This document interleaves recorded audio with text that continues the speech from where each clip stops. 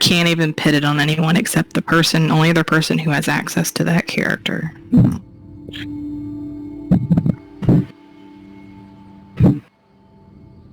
Welcome to the party, Bane. Bane is no more. Oh no! Bane and Roll have been deleted. They have been. Roll. All right, so let me get to my recap.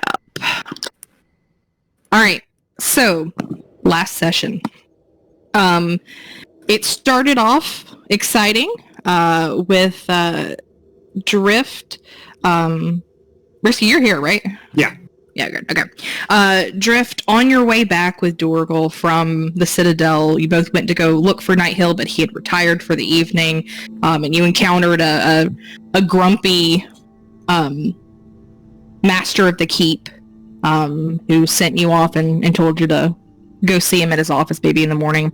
On your way back to the tavern, you witnessed a rather spectacular and unusual display of red lightning a mile or so away from the tavern, further out towards kind of the outskirts of town. Dorgal and yourself went and grabbed the rest of the group and you headed out there. This lightning was something that you had seen before, something that you've been witness to, and you felt this calling to go there. And you, once there was a giant boulder and red lightning, a giant strike came straight to that boulder and cracked it in half, blinding kind of everybody temporarily. And you saw left there a gift from your deity, a gift and a reminder. And putting those bracers on, they're snug to your arms now. You felt a renewed sense of strength kind of take over you. After that, all of you moved back to the tavern, did some various activities. Rowan, you learned a new spell, or copied a spell into your spell book. Others had some discussions. Some were tinkering on toys. But ultimately you went to sleep and woke up the next morning to receive a package of financial compensation from Nighthill and a letter. Nighthill asking you that once you'd kind of settled your personal affairs to come see him in his office. You head straight there. And on your way, a courier by the name of Jeff gave Furret a letter, in which all of you saw, but technically players have not seen. And you received that letter from someone named Gius. During your visit, however, at the governor's office, Nighthill at some point is informed that during the cultist raid, person of interest was captured by his guards, but later discovered missing the morning after. Nighthill came back in, believing that Furret had something to do with this escape, questioned him. Dorgal and Rowan both kind of stood by him, aiding in that conversation. Rowan managed to influence Nighthill to allow Furret to stay with their party for the day, to aid in an investigation to potentially clear Furret's name. However, it's understood that Furret potentially may spend the evening in jail, unless some kind of resolution can happen, and not only in jail tonight, but will face a trial the next day. While you were in Nighthill's office, also a couple of things to remind you that happened. Rowan found a Magical Fusions book in the bookshelves. Talik found an interesting feather quill on the desk. Riggy, who is not here today to play, but Riggy and Drift both were ones that observed this. Riggy first and caused panic, but Drift, you also saw this. That one of the desks behind the bookshelves had a diamond, a very large diamond, inside a black box. And on that black box, it had engraved in gold Luskin Diamond Partners. It also had a seal, a diamond seal on there, and an accompanying letter that seemed to be sent to Nighthill from an individual who was listed as the head of a family in Luskin called the House Bromlin. And Riggy responded not great, went into panic. Drift and Durgal tried to comfort him, but Drift, you were the one that actually went over there and observed what he was looking at. Another point of note, Drift, when you were doing searching in the room, you did discover something interesting about the desk, something that seemed off, that maybe one of the drawers didn't quite fit with the rest, but you were unable in the short time to figure out what it might be. And we left with Dorgal being uncomfortable, overhearing mentionings of Luskin nobility. They didn't notice that, though. No, they didn't notice that, though, so that's just, for rest. But that's where we've left off. So at this point, you are all... The office. Yes, Nighthill has requested that all of you take your leave. And we're going to activate here. So you were all kind of coming out. Is there anything you're officially stepping out, right? You're leaving. Are you doing anything else in here on your way out? No, I'm not. I think it's... Yeah, I'm definitely leaving. Yeah. Okay. All right, then let's how about activate here. So you are now back out in the market area, coming out of that larger building where Nighthill's office was located. I think we should head back to the tavern and have ourselves a little discussion. And we have spicy water. You may. All right, is that where we're going? Yeah, I need more spicy water. Okay. Brief loading of the town to head back to the tavern. Yeah. Intermittent loading screen. What can I do for you, honey? Give me one spicy water. Any particular preference of what kind? Give me an ale. Ole? There needs to be a Talik special added here called spicy water. Spicy water. Maybe he should create his own. Getting to brewing. Okay. She says, how much is the ale? That'll 5 copper. That'll be 5 copper. Okay. Here's 5 copper. Okay, and now you have your Griffin's Nest ale in your inventory, just reduced by the 5 copper. Okay.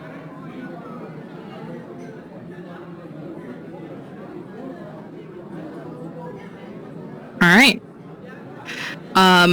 Now, just for the sake of, this is just DM talking, so I have a lot of things prepared to help. I know that this may be kind of new. It's not a regular mechanic of D&D, so I'm going to let you guys talk and do whatever you need to do, but I have things that can assist some rolls if you get stuck. So you are now all sitting around the table, looking at each other, processing what just happened. So there's 2 of us that don't know what just happened. Yeah, the rule will immediately start off by, what just happened? Alright. You want to maybe explain to the group It appears. Oh, I wish Roll was here for. Roll's character was here. It appears that I am being accused for embedding the escape of a locked up prisoner. And I'll be honest, was terrified for my life while we were on the fighting for the dragon. Saw the man and didn't want him to die in the crumbling castle, and I freed him. You want to stop fucking bullshitting us? Yeah, I feel like some insight and deception checks need to be. Feel free to do insight checks. And for it, if you want to do a deception check, you can. God, not insightful. Plus 5. Darugal knows! Darugal knows! I'll roll. Yeah. I guess I'll roll one too. Yeah, Drift, go ahead to see. Oh, fuck you. You first moment in this one. So, yeah, Dorgal, Talik, and Drift, all three of you, Drift especially, like you've been around a rough crew in the past, and many of them have told tall tales in your lifetime. You've heard a lot of them. You can smell bullshit from a mile away, and you know something's up with that. Dorgal, Talik, you get the sense that he's being not quite truthful, that there's some truth there, but it's not all of it. Rowan, you were just kind of still reflecting on the choice that you made to show off your ring in that moment. That what he has done has caused it. So the short of it is, you did it, you admit to doing it. The how and why, or the why, doesn't really seem to matter that much anymore. I don't. More to the point, what are we going to do about it? We're gonna find the guy he let loose. What was the deal? We had to go find the guy that he let loose? Yeah. Okay, fine. Well, it was that trinket was that trade, the same trinket you offered, and shiny spinny in exchange for his freedom. But You had the shiny spinny? What is the shiny spinny? Why is it important? The man himself had shiny spinny. I wanted shiny spinny. It's the item that links Ferret to him. That was the thing Nightfall found in his pockets. So you let a man out of prison for an item that we no longer have, don't know what it did, what it was worth. And you don't know why he was in prison. You could have let a murderer out for a trinket. Yes, that as well. I don't think he was a murderer. We don't know. We literally know nothing about him. Well, yeah, but if he was a murderer, that trinket there probably would have been no evidence for that trinket, but they were taking it back to the person that owned it. You recall, because the conversation just happened, those that were sitting up close to Light Hill conversation. I mean, it's fine that you remember that too. You probably overheard some snippets. They were not talking quietly necessarily, but that Night Hill stated that it was a person of interest, and that the item that Furt had on him was one of the stolen items that the person was suspected of having stolen. And why doesn't somebody Furt roll for me? Who all went and visited? I think Dorgal, you were the only one that didn't. I think you and Drift were the only two that didn't go talk to the prisoner that day. Drift, were you there that day? I think you might have been. No, it was at the Dragon Day? Yeah. Yep. No, I wasn't there for that. Okay, so let's do Rowan, Furt, and Talik. Roll for me either history or insight, just to try to remember what happened the day you talked to the... I do not remember much. Okay. Let me get to my notes. So... I apparently have fantastic memory. You do. You do. So, between the three of you, this is what you remember. Okay? Because, like, you got that 19, which is high enough to kind of get most of this. So, the person of interest, you remember, was whistling and spinning the magical device, which first drew your attention. I've got the notes. Rowan, Roll, Talik, and Ricky were the first group to speak to the POI. They seemed to be relaxed. You remember them to be relaxed and languid, but had like a graceful body language. They also seemed unconcerned for their circumstances. They stared intently in all of you, like in your eyes, made a lot of eye contact and smiled with kind of unnaturally straight white teeth. And you recall that they looked a bit maddening and unsettling. When you asked for his name, he responded that it would not be in his best interest to share that. And in fact, he even said, for action without a name and a who attached to it is meaningless. He indirectly asked about the trouble brewing about town that night and was grateful to be nice and secure away from the action. When you asked what he did, he said they got the wrong guy. I told them so, but they weren't up for talking at the time. He also told the party that he was in jail due to a misunderstanding for theft at the local tavern. And that's when he offered Roll a bargain to give the magical item. Actually, he offered it to Talik and Roll a bargain to give the magical item if he helped escape.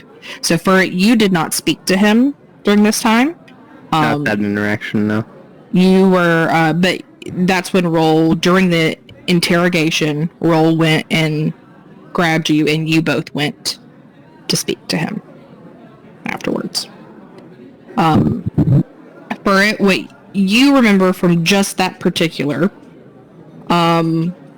was just that pretty much the same details, if you're rolling just for that, is that he offered you this item if you were to help him escape. And so that's what those rolls give you.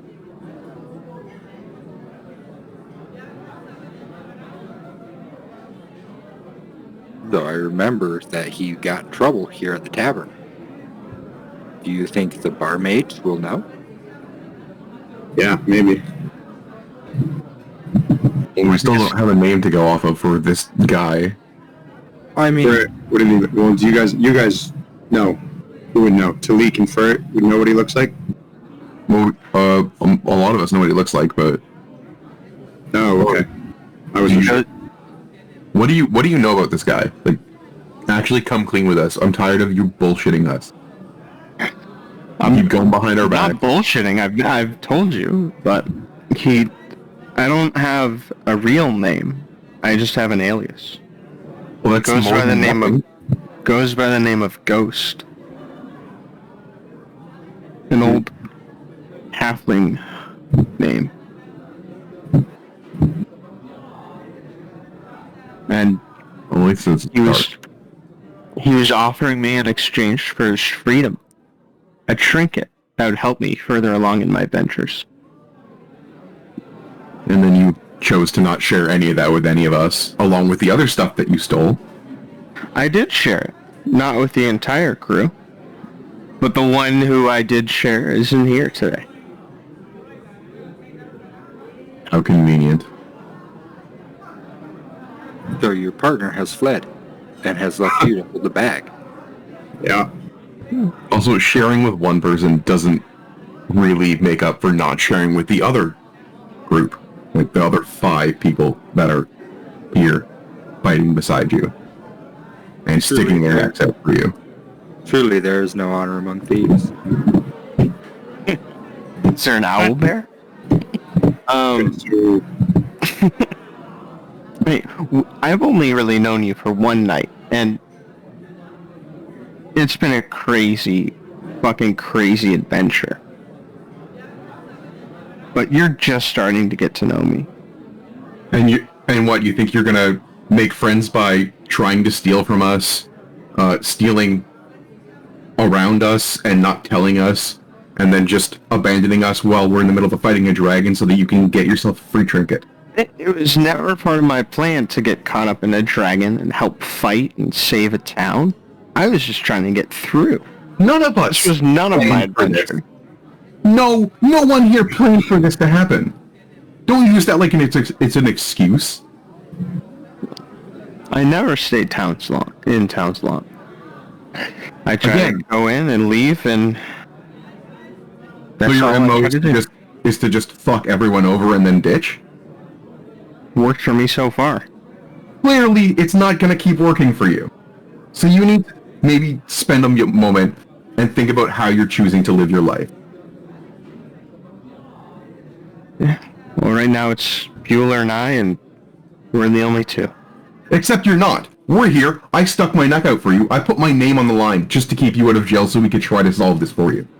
And I've saved you against the bastardly dragon knight. As you fell unconscious. I'm not trying to play tit for tit here. I'm not trying to say that you owe us one. I'm trying to say, we're here, we're trying to, just exist in this world together and fight for each other. And all you're doing is finding reasons to make it just about yourself. I appreciate all the effort you went through. I know this wasn't a question for me to help this town, but that is my calling. I know that is not everyone's calling. Probably not yours. So I appreciate all the effort. But this was a poor decision that is going to reflect on all of us. But I'm willing to help make things right, to make things better, if it's on, or willing to do some of the work to get right as well. You know me. You've seen I believe my actions speak pretty clearly for the last couple of days. I am about second chances and atonement. This is your second chance. I appreciate it, Drogo. It's just been so long that I've never found a group that ever has welcomed me as much as this, and it's hard for me to find any form of trust amongst those, even those who I fight alongside. It's always so short-lived, as this group will probably be. It's hard for me to find a way that is trustworthy and open, and I feel like you deserve that now. See, don't write us off just yet. We will do our best not to write you just yet.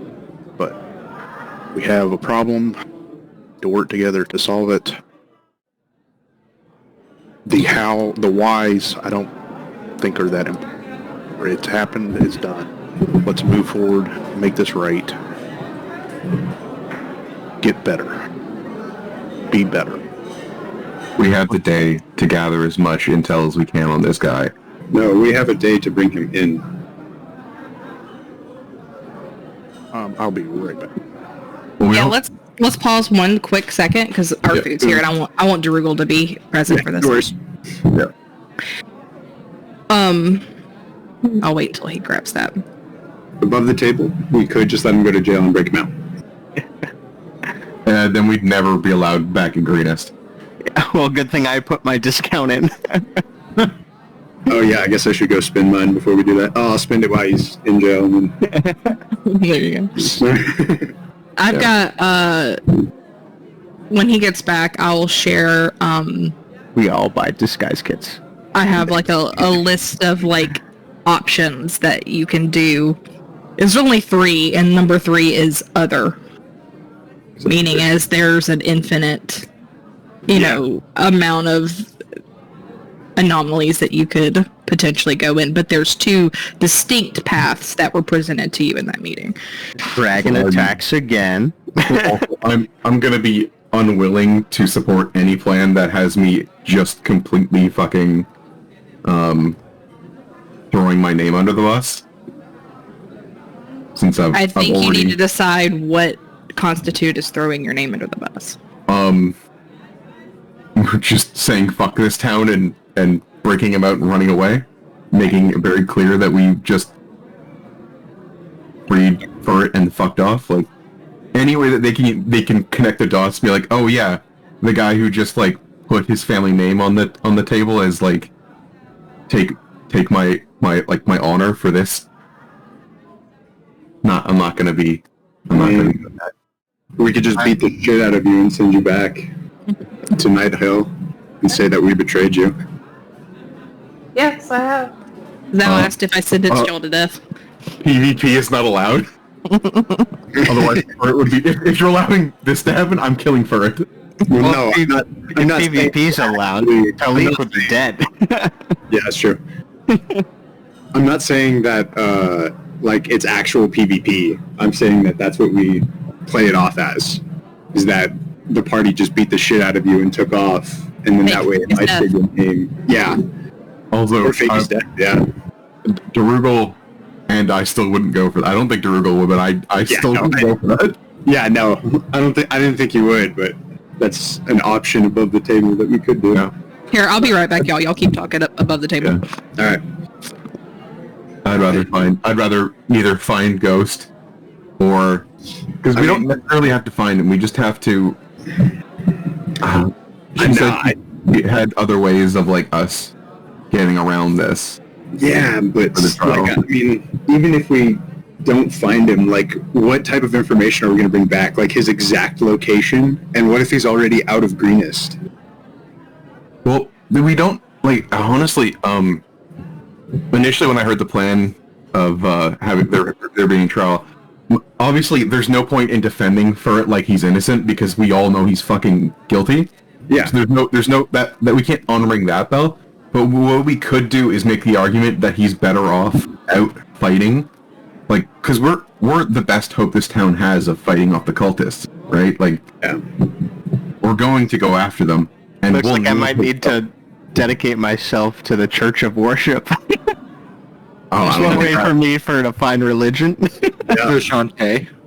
Yeah, I would say our best, without any other useful information, if we just like went to the trial now, our best bet would just be trying to make an argument that in prison he does nothing good for anybody, but out with us, Yeah. going after the cultists is something he could actually be of use for, and as a penance for the crimes he's committed. Yeah. A character trial.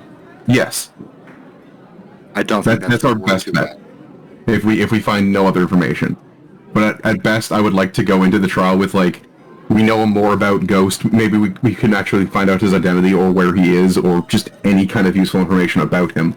Maybe even that guy was telling the truth and he was innocent, and if we can prove that he was innocent... Like, Night Hill wasn't even giving us good information on him either. Yeah, he was playing the fucking pronoun game and just being very vague about anything to do with the guy. Yeah.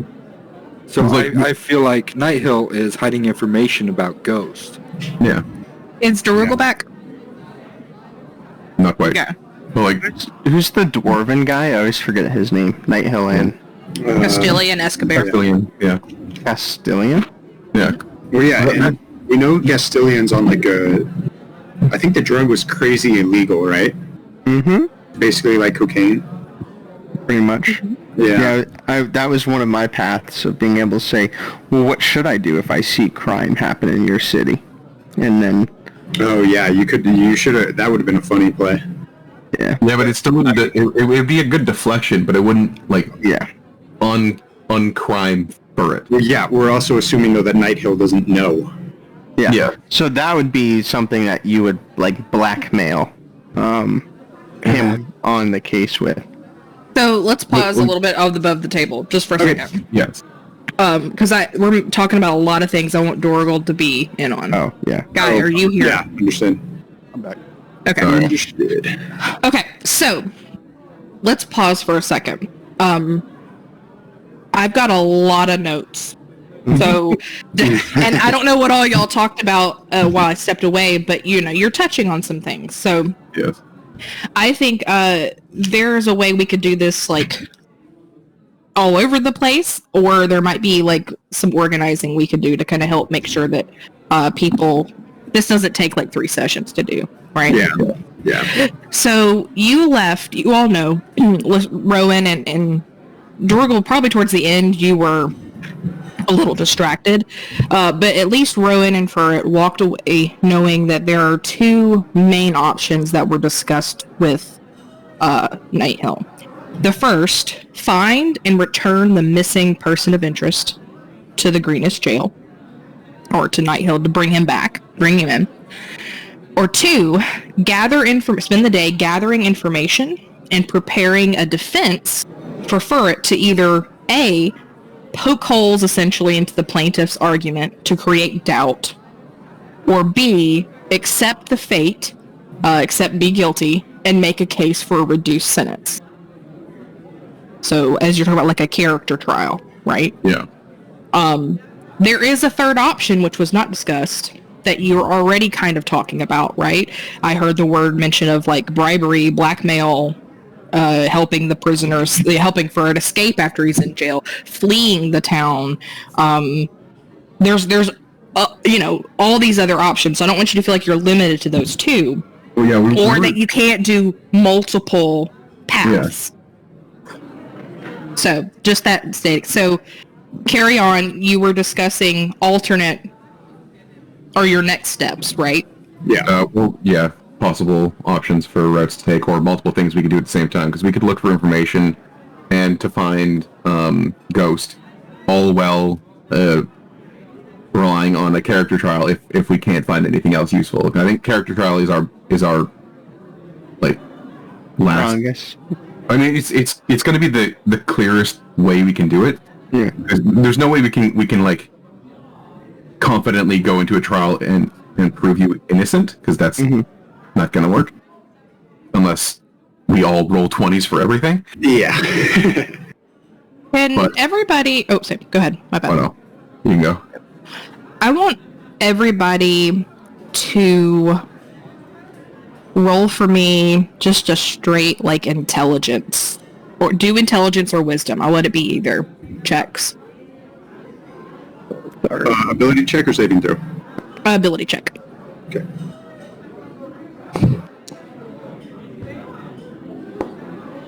Drift, you're killing it tonight. Yeah, no. It's the combat I'm rolling all ones. All right. Not so much. Essentially, for it, you're struggling tonight, but today, you've got a lot of pressure on you at the moment. So the rest of your, I would say newfound party, but your new friends, it seems like it's going in that direction after this conversation. These people who were attempting to help you through something, you all have a list of questions, some of which you've already posed in a roundabout way that I want to put out there for you potentially to consider. All right? First, what exactly is Furret being charged with? What is the typical punishment if found guilty? All right? You do not know, you know, all of the details surrounding what he's actually being charged for, right? And what potentially the outcome could be for something like this. So that might be something you look into. 2, how does a legal trial work in Greenest? What can you expect tomorrow? What do you need to do to prepare for it? Another route. What details? So you went over what the party remembers about the person of interest. Furret has shared what they know, what he knows about the person of interest. But what other details are known about the person of interest escape? Right? What details are known about the actual escape? What was the timeline? How was the cell discovered? You know, what details did the guards actually discover? Is there any circumstantial evidence or assumptions being made that you might be able to logically poke holes in? And that's going to come more from listening to the trial tomorrow. The plaintiff is going to go first. And I assume the second part of the trial will be the next session so that you can have time to do that. But there may be some holes you can poke into it right now. What exactly is the person of interest accused of? What are the circumstances of their original capture? Do other citizens know anything?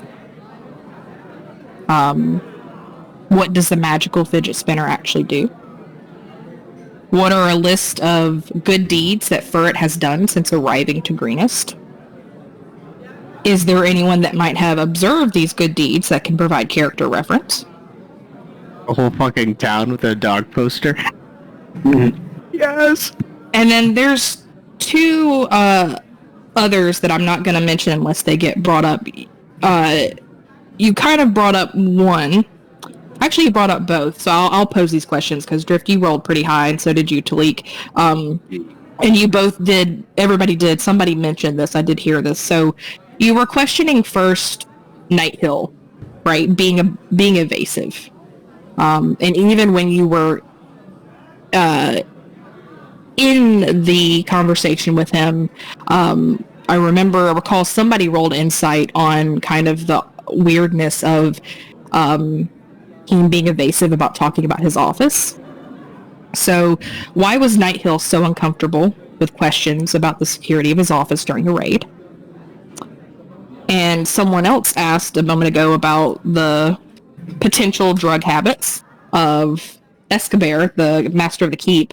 Why was he acting so oddly, Escobar acting so oddly during some of his interactions with the party? I have a list of all of these questions that I can post them somewhere if y'all want to look through them, but all of you discuss something around these things. Those are all potential things that you might want to look at.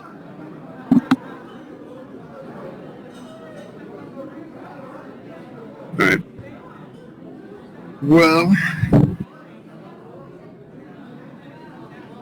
should we all split up and try and get a idea of this ghost fellow?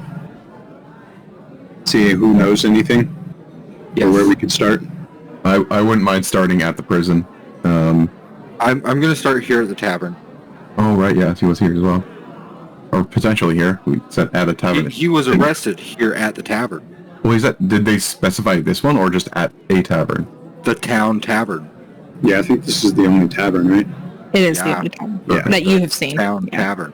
So, if he was arrested here the night of the raid, all we have to ask, hey, who was arrested here the night of the raid? Do you recall? Do you recall them saying anything? Was he arrested the night of the raid? Yes, I shared that with you as one of the things that you mentioned, that he shared with the party, was that he was, and I believe, I don't have it written down, but someone asked Nighthill, I believe, or not Nighthill, excuse me, Escobar, the night of the raid after you had met the prisoner, about him, what his circumstances were. And he gave some kind of offhand remark that there was somebody that got picked up literally right at the beginning of the raid. Yeah, don't mind the prisoner down the way. We just picked him up. Yep. Okay. Something along the lines of that. Gotcha. Yep. So, or do you want to come back to me with the fort, and we'll start looking from the prison, and they can start here? Yeah, I think that would make sense to me. I would try and talk to Castilian and see if he's dodgy about it. Or if you could gain any more information now that you can kind of have, well, not necessarily leverage, but we're looking for him, so. And we do have a friend in one of the guards. Yeah. Maybe he can shed some light as well. Furret, do you still have that key for the governor's mansion? Key for the governor's mansion? What? Yeah, the extra room. Oh, that's The master suite? The master suite? No, from when we were talking to Nighthill. I didn't successfully pick it up. Oh, you didn't? Bueller tried to pick it up from the table. Yeah. And that was unsuccessful. Gotcha. All right. So, since Jeff is not here, he's requested that Riggy, who the entire time that you've been sitting here has not really been engaging in the conversation. He still seems to be very pale and agitated and unfocused from whatever he connected with, saw and connected with. He is just going to kind of mumble something about feeling unwell, and he's going to stay in his room today and go work on some of his tinkering. Gotcha. So he is... Take the pain away. Yeah, he's outie today. I will admit that my upbringing was a bit shelled in areas regarding detective work, finding missing person. Honestly, navigating a town of this size, so I don't know where I might be most helpful. Thoughts? I think you can either come with me or you could back up Drift and Talik as they question people in town. Yeah, It might give the town some ease, especially the guards, if you're following me around. Yes, have the biggest guys in the group, technically with the released on bail prisoner. Yeah. I think that's going to be the best. Fine. So maybe you guys go to the keep and then the church, because that's down in the same direction. I think the church is kind of in the... Oh, they're both below us, aren't they? Yeah, they're both below us, is what I meant. Yeah. And then Talik, I guess me and Talik are the only two left, right? Because Riki's out. Yeah. Yep. Okay. So then we could do the tavern owner, and then we could try maybe the marketplace, or maybe even going back to Night Hill and seeing if he knows any more. I was thinking of going through the marketplace, asking the shopkeepers that we've made dealings with. We've put gold in their pockets, so they may be a little looser with their tongues. Yeah, sounds good. Okay. So, Durgal, Rowan, and Furret are first heading to the Citadel. Yes. Okay. And Talik and Drift, you were starting here at the tavern. Yep. Yes. Okay. We can start Alright. with the tavern since we're already here. And just walk us off the map. So, y'all are heading out.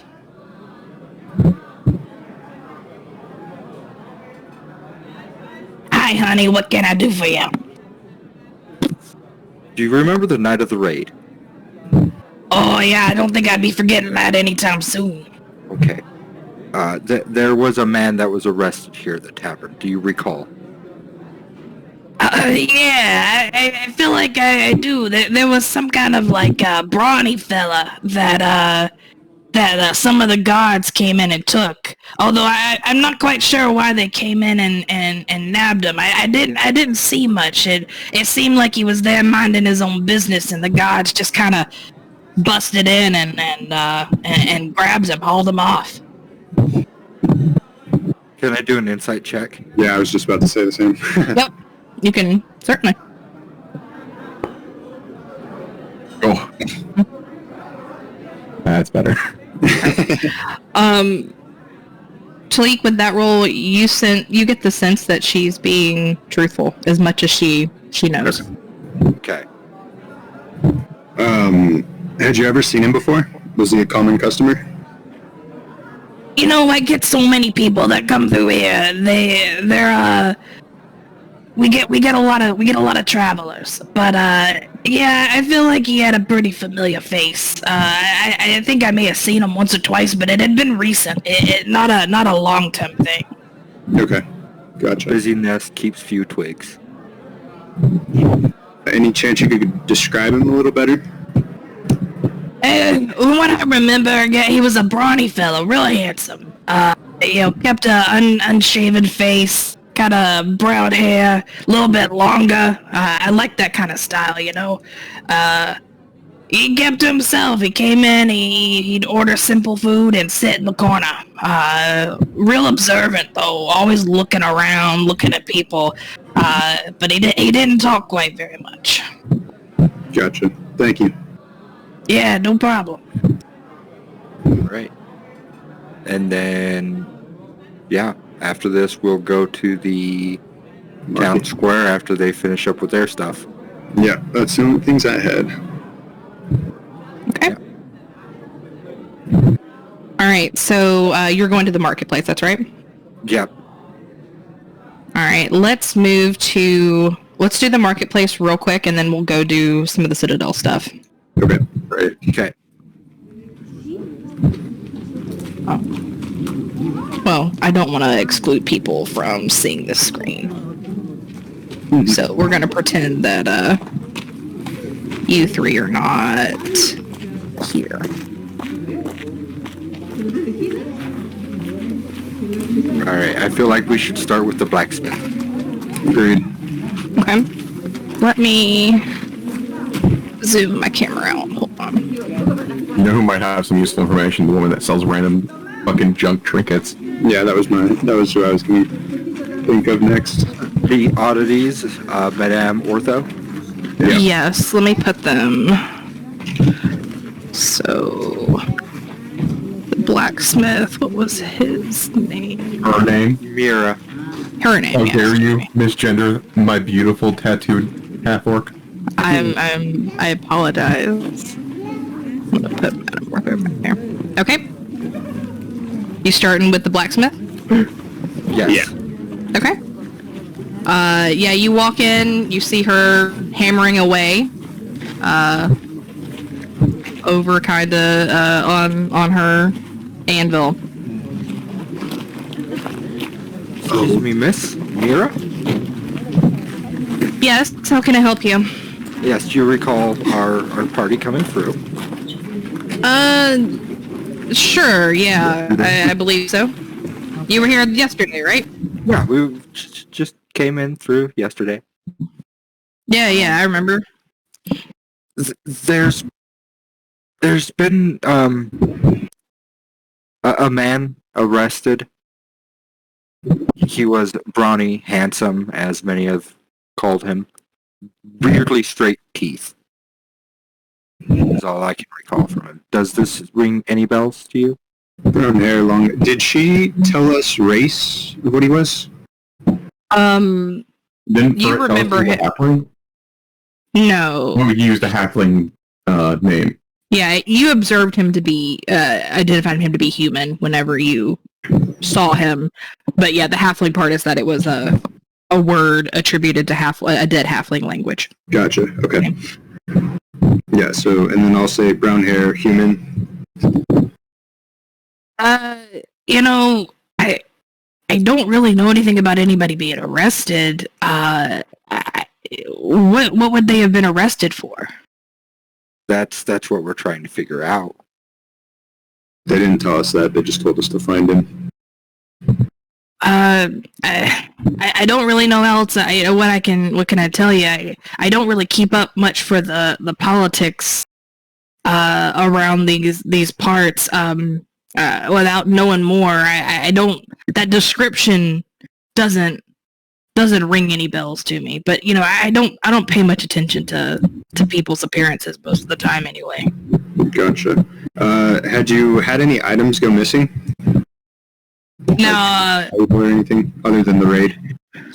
So prior to the raid, nah, not from my shop, but I did hear there were some other folks in town that had some stuff go missing.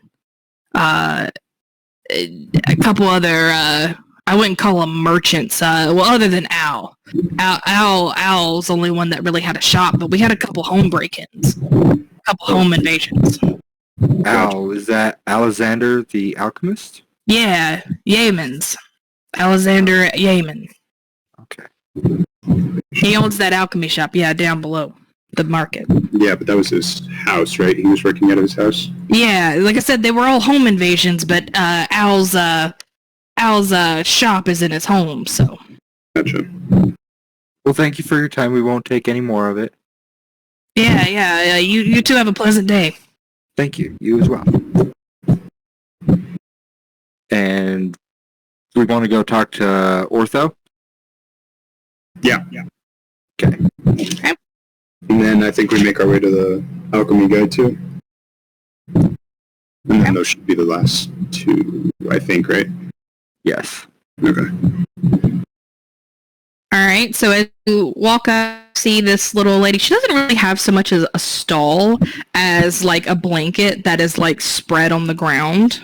And you remember her from having her like the only items that kind of remained from the raid were ones that she opened a giant kind of like purse / bag and had inside that you could rifle through. She's got a couple things laid out on the blanket, but her items look sparse. She's kind of sitting cross-legged on the ground, old, wrinkled, hunched over. Oh, hello, dearies. Hello again. Remember, Jekyll's purse didn't moan when he paid for his drink. Oh, I'm right. so sorry. You gotta remind me. Hold on. I forgot to. There There you go. you go. And closed. There you go. Well, that's It removal. moans when money gets put in, screams when money gets taken out. Yeah. For some reason, I don't have any volume. Oh no. Damn. I'll do it one more time. How about that? Yeah, I don't have anything. Weird. Check your global volume controls. I did. Everything I just maxed out and nothing. Weird. Yep. Okay. I'll try to reload it afterwards. Yeah, probably reload while the others are doing their thing. Uh-huh. All right, so she looks at both of you with an old wrinkly smile. You see she's missing a lot of teeth, and she's, oh, hello, dearies. It's good to see you again. Yes, thank you. Thank you again for the purse. I have many hours of entertainment. Oh, I'm so glad to hear that. Anyways, we are looking for a man. Oh, what kind of man? His description is going to be a human with long hair, brown hair, and straight teeth. Really straight, white teeth. Oh, what I wouldn't give to have a pair of white straight teeth at my age. I can't say anything like that rings a bell, but you know, these old eyes aren't what they used to be. What are you looking for with this gentleman? Well, you deal with oddities and things of the strange, yes? That I do. This gentleman had an item with him. Something he would spin between his fingers. Does that ring a bell? She kind of looks pensive and she goes, "Oh, you know, I feel like I've heard of an item like that. In fact, there's someone local who makes items like that. I believe Tubal is her name. She's a tiefling, older tiefling woman who lives up in the northern part of town. I feel like she's made something like that before and shown it off. But I don't think that it's very common. I think it's actually maybe a special device that she herself makes. Cuba. In the northern part of town? Yeah. Let me put the name in chat.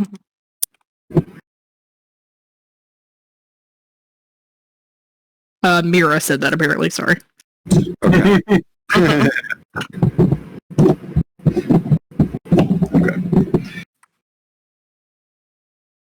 Do you have any questions, Drift? No, I think that's it. She gave us another lead, so that's great. All right. Thank you for your time, Madam Ortho. Oh, yes, Gary, anytime. Come back and see me. Take care. You And too. We leave off to Al's place. Okay. Alchemist next. Let's just switch to a screen that I think we all kind of need to be on, and let's remove the rain. And let's remove the thunder. Oh yeah. The Rugal is having flashbacks. Hold on. Head and Hagen. There you go. All right, so you both head over to Al's, and you walk up, and of course, it's his home, so you're approaching his front door. Yeah. Knock, of course. Okay, hold on one second. Let me update the time, by the way, too. This is currently, we're getting on about 11 a.m. at this point. You hear a voice call out, "Enter, enter. Please come in." Go in. Yep. And let me put his face here so you can see him. Good morning, gentlemen. Can I offer you any arrangement of potions or alchemy supplies? Maybe another time. We were hoping to find some information on someone. Information, you say? Well, I don't know if I can help with that, but I'll certainly try. What seems to be troubling you? Well, we're looking for a human, brown hair, long, apparently very handsome. Great teeth. Ring any bells? I mean, if you hadn't said long hair, I would have thought you were talking of myself. No.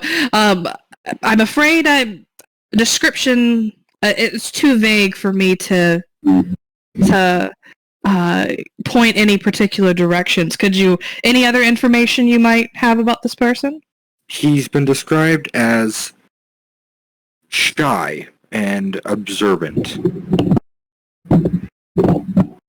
You wouldn't by chance be investigating the recent theft to my property? Oh. Yes, we are. Yes. Well, there was a gentleman, now that I think about it, that I offered a description to the local authorities for. I observed him in my shop a few occasions. Very shy, reserved, didn't speak a whole lot. Came in here once or twice while I was with other customers, and I didn't get a chance to really speak to him, but he was one of my main suspects. You see, my home, my shop was robbed a few days ago. Several potions of note and some other important items went missing. So I reported that to Nighthill. Possibly this is the man you're looking for? Yeah, that might be him. Possibly. Could you give me descriptions of the items that were stolen from your property? Oh, I'm still gathering the complete list, but it was various potions. I believe there was a gaseous form that was stolen, a potion of advantage, vitality, several greater healings, a couple of mana. Nothing of particular note in the potions, but there were a few personal effects that he took that I still am taking inventory stock of.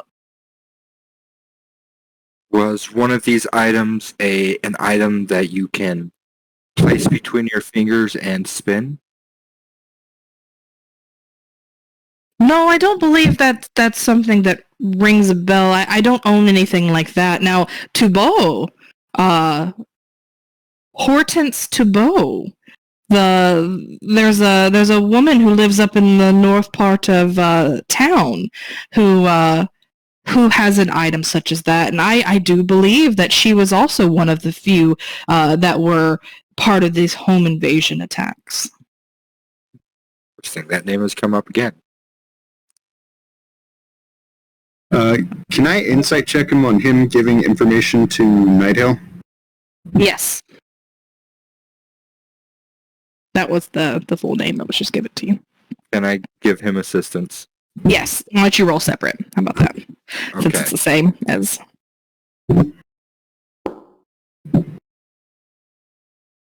Yeah. You, with those rolls, let me look at, hold on. What's their... He's probably charismatic though, because he's a shop owner. Yeah, you don't, with those, you don't really, it's hard to tell. You do feel like there's some truth there. you don't know any better. Okay. He has been forthcoming with information. Yeah, gotcha. All right. Well, Thank you for your time. We'll not waste any more of it. You have a great day. You too, gentlemen. Please remember, I'm here for all of your alchemy needs. Don't forget the shop. Oh, one last thing. Do you have an exact location for this Hortense Tuba? Oh yes. Actually, if you the very very top northeast part of town, if you head to the tavern, keep taking the main road out of town. There should be another rather larger road that takes to the left all the way up to the top. You'll find Tabot's Manor there. Thank you again. Yes. Pleasant day to you, gentlemen. As you as well. Okay. Before you go up to visit, are you going to go to Ball now? I think so. I don't think we would know of anywhere else to go, right? No, this is a lead that's been pointed to twice. Yeah. Okay. So we would definitely head here. Okay. We're going to pause on that. It's going to take you some time to have walked around. We're now going to join Rowan, Dorgal, and Furret. And I'm going to give you some opportunity to chat along the way. So technically we're back by an hour from where we were before.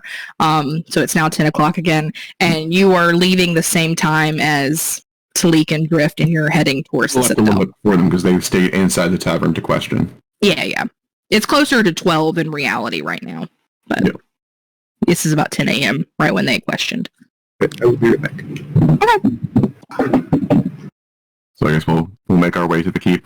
And hey, Darugo, can I ask you a question? Absolutely. Sorry, you're very quiet. 1 second.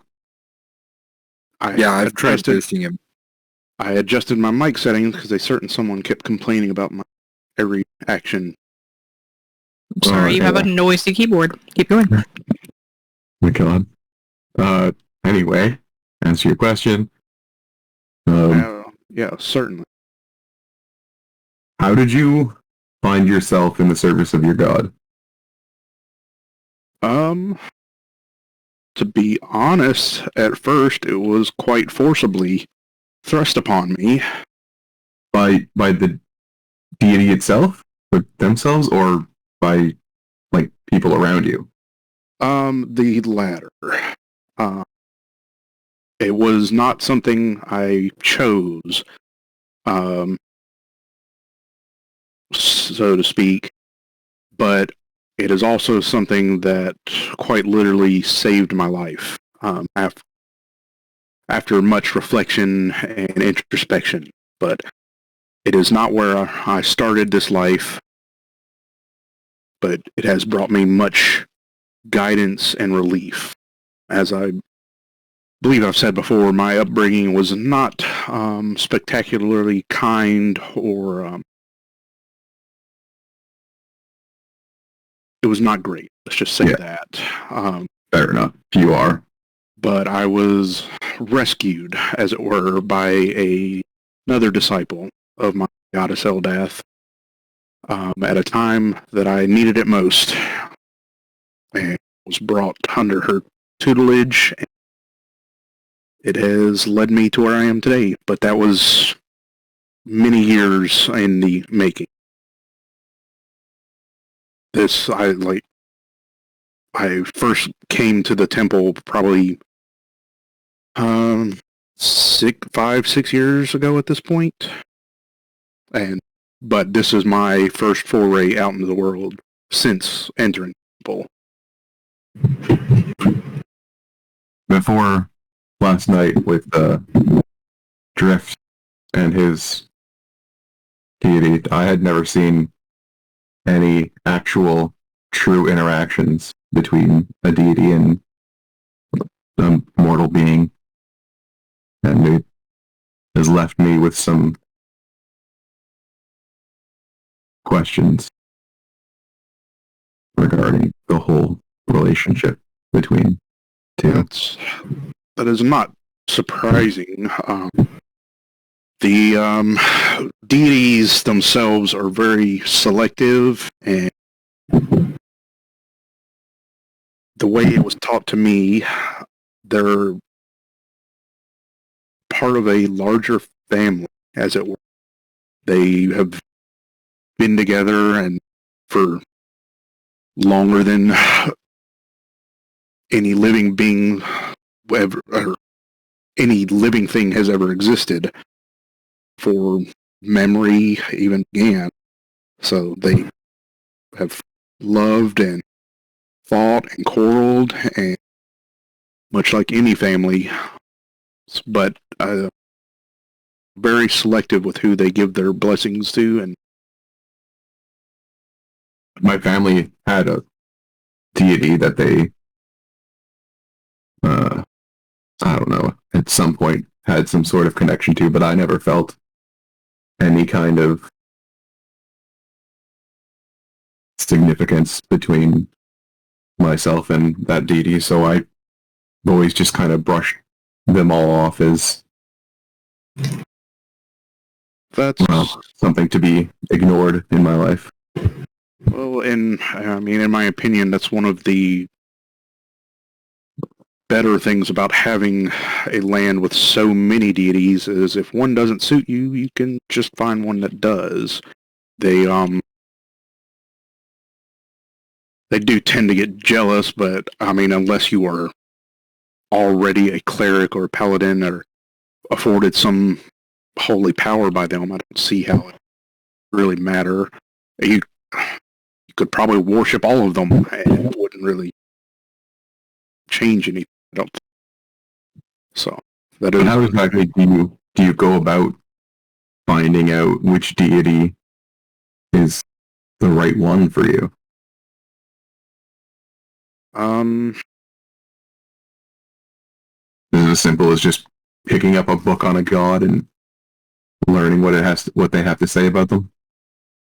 Probably. I will be honest, I don't have a good answer for that.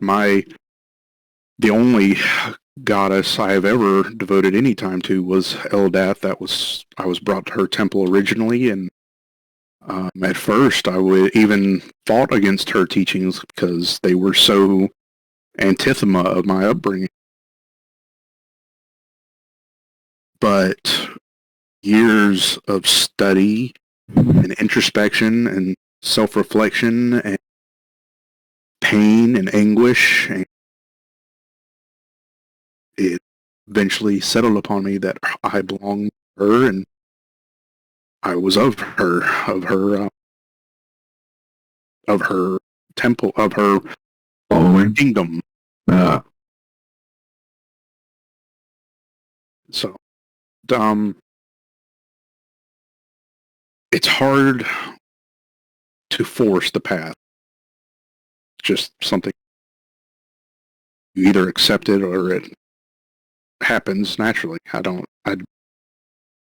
at least in my experience. But I'm sure, I know there's a temple in town. Father Feathermoon might be able to offer you more guidance than I have. I would like also add that my situation was probably unique in regards. That's probably true. Well, at least you've given me something to think on, and I didn't think it was so free and open to dedicate yourself to a god. I thought I always was under the impression that you had to be chosen by them, and it wasn't so much your choice as it was theirs. But then again, I've never really given it much thought to begin with. So you may be correct, you may be incorrect, I may be correct, I may be incorrect. All I can really speak on is my experience, and until I was brought to the Temple of Eldath, I had never even heard of Eldath. So I think it takes time. I think it takes devotion. I don't believe any god is just going to freely give up their support, access to their abilities to just anyone.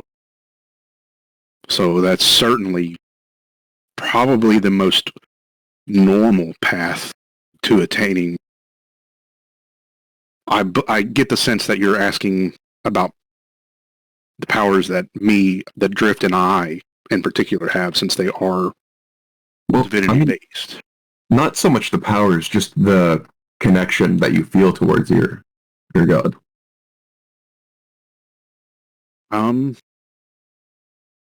Yeah, like I don't remember. It wasn't like waking up from a dream, or it wasn't sudden. It was a very long progression over time, and then one day it started out small. I could feel her warmth upon me. I could feel it was a sense of calmness and wanting to do better in the world. It's honestly hard to describe until you've experienced it. I can see how I'm not doing a very good job. I mean, you've given me more useful information to act on than I've had previously, so I can thank you for that at the very least. I imagine it's different for every individual, but the one thing I can say probably everyone has in common is it takes time, and it takes a certain amount of effort on your part to try and as we approach the castle, Yeah. can I suggest that we start brainstorming what we're looking for together? I figured the best bet would be to start off in and around the cell to see if we can just glean any kind of information, then go from there. if they will allow us access. We may not be high on their list as we were just a few hours prior. I mean, I don't know. This seems more political than anything. I think, at least on the guards' behalf, they're probably ambivalent towards his release and happy about our helping defend their lives from the dragon. We certainly hope so. Yeah. I cannot offer much guidance in this area. Political intrigue and honestly, the operations of any town are beyond me at this point. Yeah. So are y'all trying to go straight towards the basement? Suppose, yeah. You want to do that, or maybe we can meet up with Broden and he can escort us around as we try to figure this out. If he's in the keep. Okay. Let's just go to the ground floor then. All right. I'm gonna move The music people is back in on. here. Yep, I gotta fix that. I want to make sure. Oh, you're all here. There's multiple of you. Wait. Oh. Hold on. I'm moving everybody. Does everybody have sight on the thing? Yep. Okay. Yep. Fert, where'd you go? Oh, he's brutal. Oh, I see Bueller. Oh my god. Did you Fert get? disappeared. We lost him! Oh my god. I used invisibility. Okay. All right, so you have made it to the Citadel. Had a conversation along the way, but you now have arrived, and you can see that for the most part, the Citadel, it's kind of it's not like it's swarmed busy. Like most of the citizens that were displaced have relocated to their home. Business is starting to resume as normal. You do see a couple guards, walking around. I think we should be clear on our intentions, to not provoke any unwanted attraction. I mean, all we're doing is investigating. I don't think they should have a problem with that. We're trying to help catch a criminal. Yeah. So I think, shall we make our way to the keep? I mean, in the keep. Or to the dungeon? See if there's Yeah. any clues in the cell that they were in. Yeah, I might check in with Broden and see if he's in the. You want to go ahead? I'll just peek over into the barracks here and see if he's in here. Well, could I use your eyes and hands? I feel like me being alone will not be welcomed here. I assume Rugal would be with you. Yeah, I agree. That was probably the best course of action. Okay. So, Rowan, you walk into the dormitory for the guards, and you do see, let's just say that there are several guards sitting here at the table, and you do recognize Sergeant Rock Broden as one of them. Hello, Broden. How are you today? My knight in shining armor. So good to see you. And you see him, like, he walks up and he comes over to you and kind of grabs your arm in a brotherly manner and greets you. I wanted to thank you for the shield. It's honestly, it's an amazing gift, and I'll try to be worthy of it. You already are. Don't even think for a second. I again cannot thank you enough for what you've done for me and my family. I'm so pleased that my shield could be carried by someone of your bravery and stature.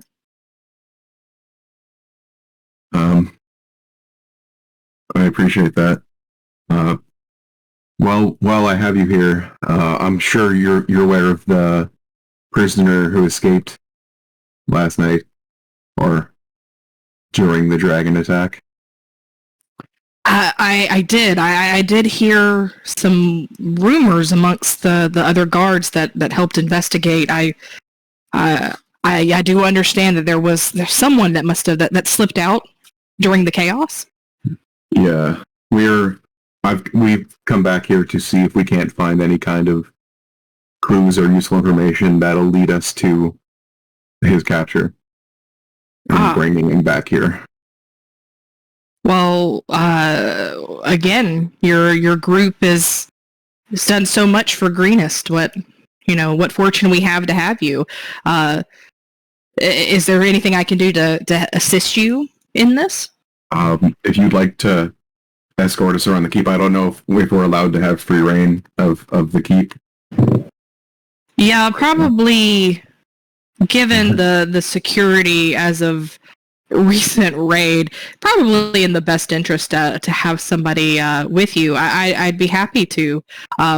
You see him kind of turn back towards the group of guards he was playing cards with, and he kind of yells out, "Go ahead and deal me out."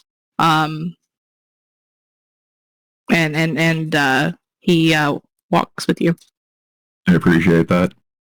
So gambling's allowed in this town? Informal games, I imagine, aren't much of a problem. Okay. So he escorts. Where would you like to go first, gentlemen? Well, I figure we could start at his last known location, which was the cell. Okay. It's a good place I'd like to speak with the master of the keep, actually. Oh, yes. Escobar. His office, we can certainly go down to the Citadel cells, but, Escobar's room, his chambers are right here. If he's here, he would be there. Thinking probably him first. If I imagine they would have swept the cell when they first noticed the prisoner was gone. Anything of use would probably have already been collected. It never hurt to have another pair of eyes check. Okay. So Broden goes up to the door, and so you're going to go here first, or are you going downstairs? My vote's master of the Is that fine? I'm down to see if Castellion's here. Broden knocks on the door, and there is... waits a minute, and there's no response. You see him knock again and actually open the door and kind of peek around. and pop in, and he walks over to the bathroom, kind of opens the door, peeks in, and says, he looks like he's stepped out. Let me go see if I can locate him for you. He's probably nearby. Hold on, I'll go see if I can't grab him for you." And he steps out of the room, and you see him kind of walk off into this main area to look for Castilian. All right, let's see if we can't find any information.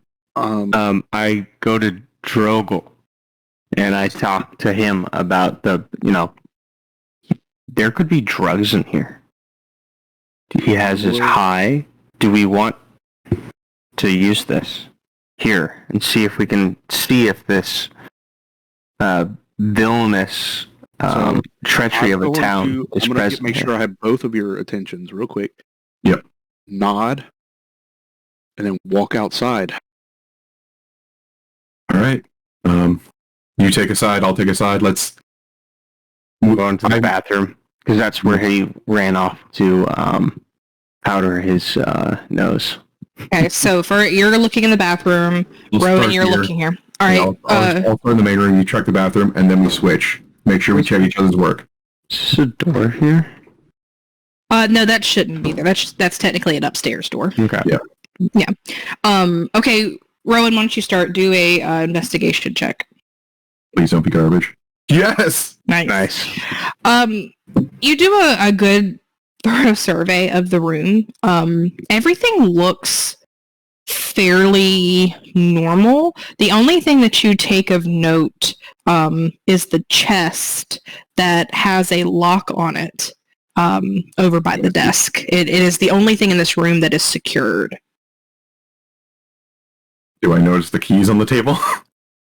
You do notice the keys on the table. Can I take the keys and see if any of them match the lock on the chest? You can, and you do, and none of them do. Okay. Can I see if I can just force the lock open? Sure, you can try to force it open. Roll a strength check.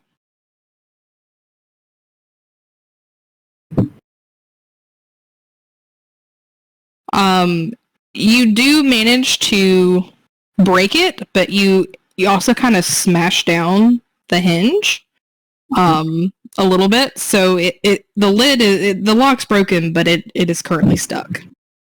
Oh, God damn it. You don't like that. While you're fiddling with the chest, do a perception check. Well, perception or investigation? Oh, excuse me, investigation. All right, so I'm like keeping watch of the hall for when Broden Castilian come back. I'm checking like if there's any cabinets, cupboards, any like stone that feels like it's out of place, any like thing that can be just slightly offset or moved. So I'm gonna start investigating the bathroom. Okay, so roll your investigation check. So you're looking for anything secret. Yes! Wow. Good roll. So you don't see any like loose stones, and I want you to imagine you're in a bathroom. Although there are bathtubs filled with water, there's sink. There's also toilets or holes where people use the restroom. And on a 20, I would imagine you're so thorough that you're looking in there as well. Yeah, Bueller is feeling around on the top sides, inside, just seeing if there's anything taped. You don't notice anything that hidden. The thing that you do notice is that there is a trash can, or what would be considered like a waste receptacle. And you see inside, it looks like there is a black bag, a little tiny velvet pouch, very small, that has a red residue, similar to the red residue that, if you remember, you found inside one of the drawers in Escobar's room the first day you were in there.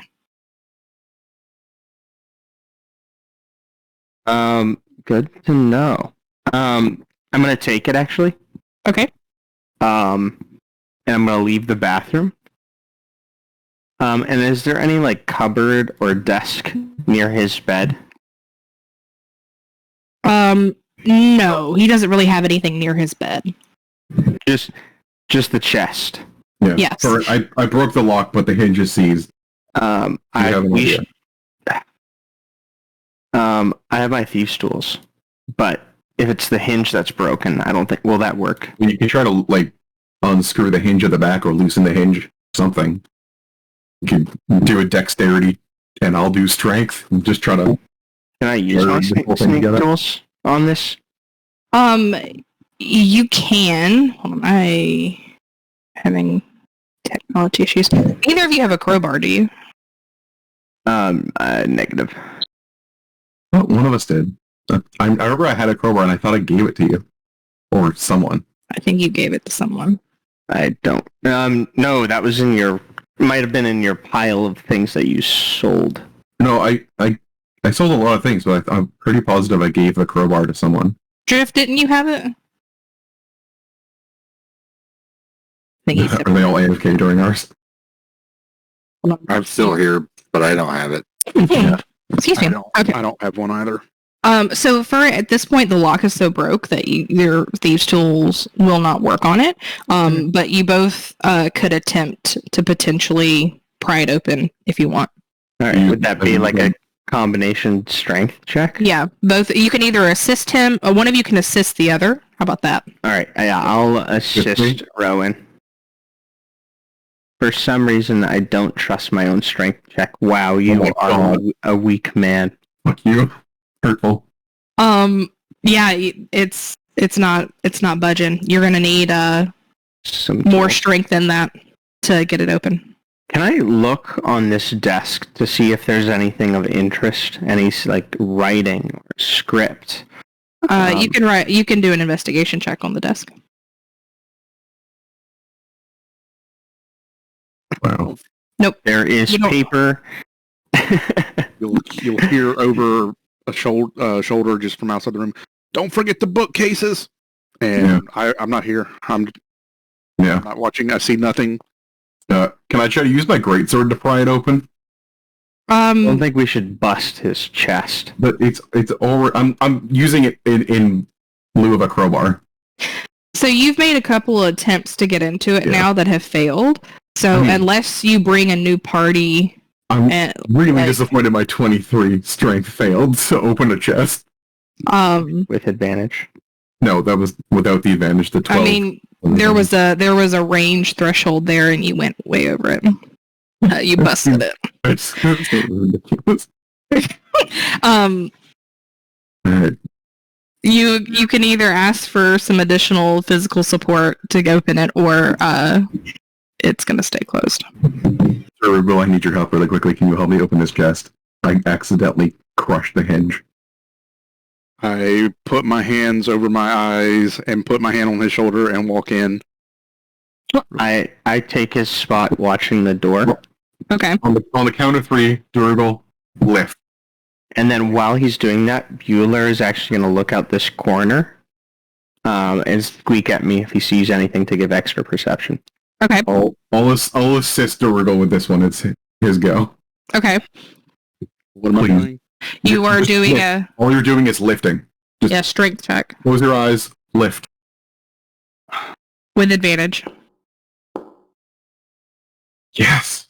Okay. Yeah. So with a concert effort of pulling with your trying to get your fingers underneath the smashed hinge, you manage to lift it open. As soon as it pops open, I'm not here.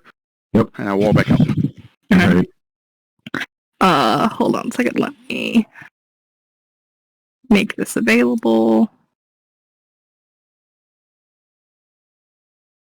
Okay. And all right. So you open the chest, and inside, there's some various items. Not anything that sticks out to you. There's a map scroll case that looks to be empty, nothing inside of it. There's some money laying there. It looks like his personal money. The only thing that really sticks out is that there are about 40-ish empty pouches, little black leather bags. Yep. And if you pick one up, you just from your passive perception, you can tell that there's a fine red dust residue on all of them. Going to take those. Oh god. Third loot stack. There it is. Okay. Just loot one at a time, 40 times. Just take one. I'll fix it. Oh, I took the rest. Oh, okay. There was a loot stack. I hit the loot one first. All right. Is there anything else you're looking in this room? I'd like to take a look at the bookcase. Yeah. So passive perception on this bookcase is fine enough. It's not like there's anything Nothing to write home about. The only thing that you see is that there's trinkets on there, not just the bookcases, and you see a couple of potions. You actually see appears to be like a greater mana potion and a regular mana potion just sitting there. I would like to grab those. Okay. Easy enough you can grab them. Hold on.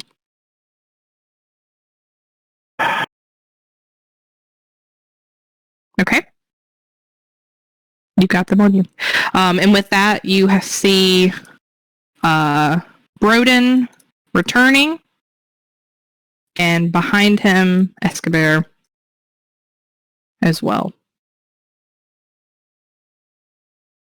Escobar kind of walks up and sees you two standing in front of his doorway and says, "Interesting to see some of you here this morning.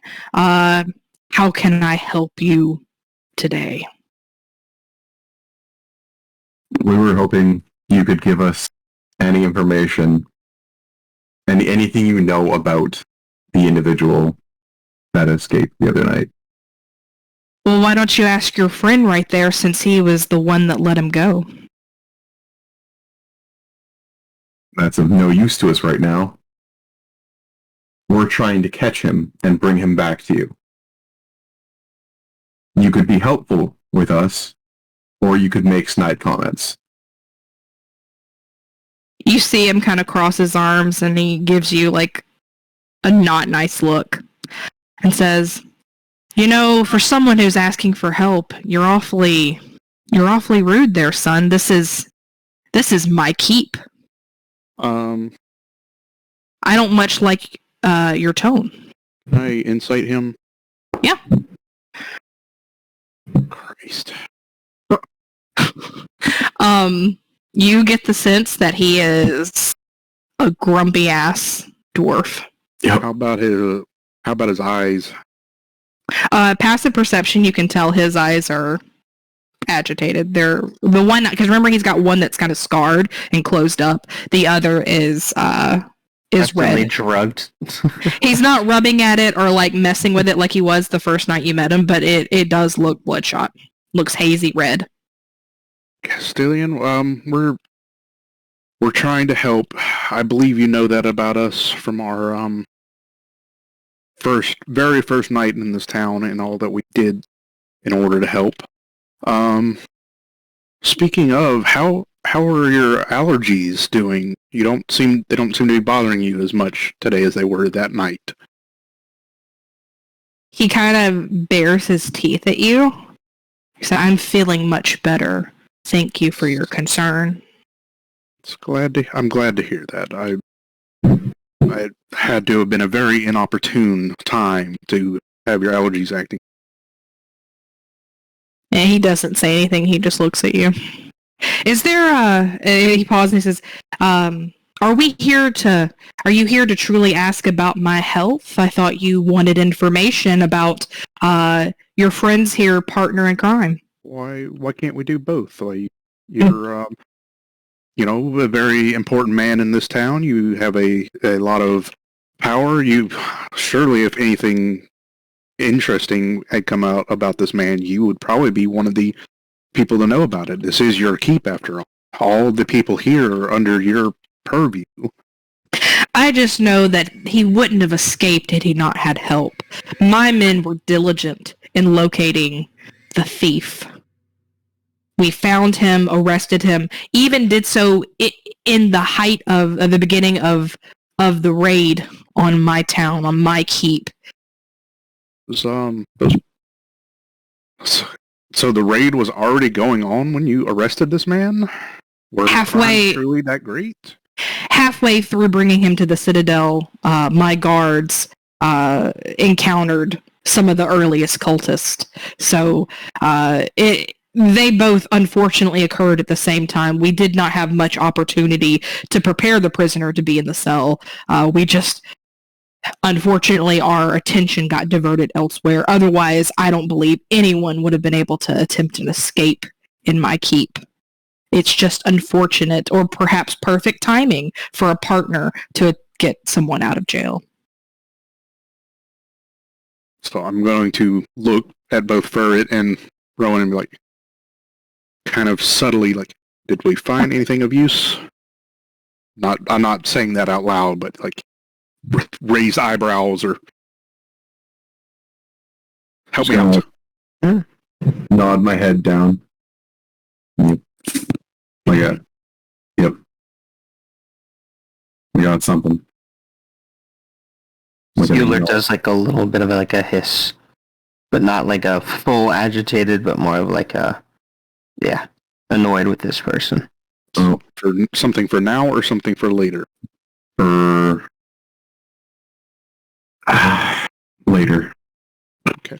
Well, I'm sure you and your guards have already done a sweep of the cell, but if possible, we have been tasked with the governor himself to do what we can to reapprehend this person. We're hoping if there were any of his effects left behind or anything in the cell that might be of use to us.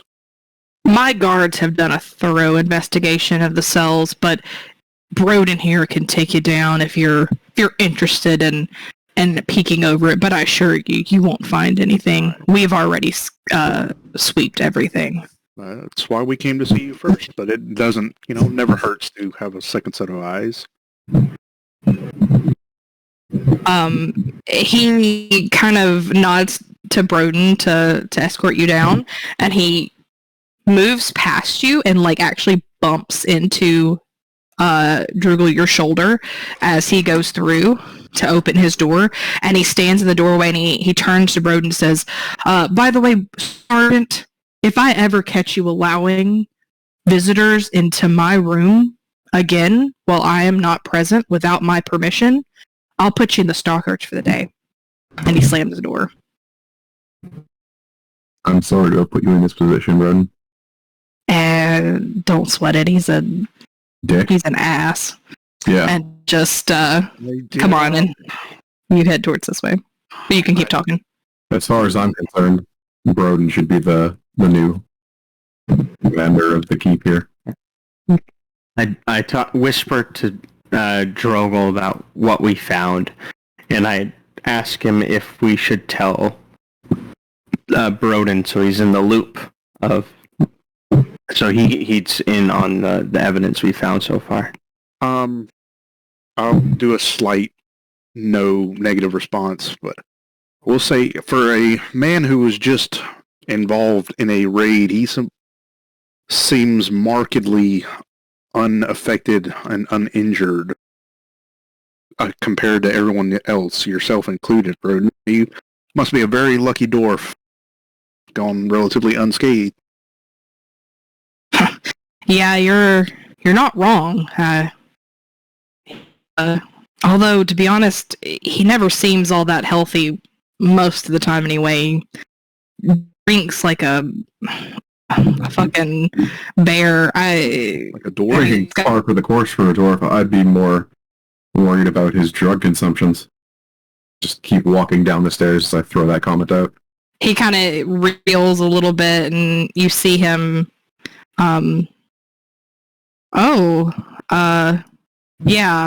Yeah.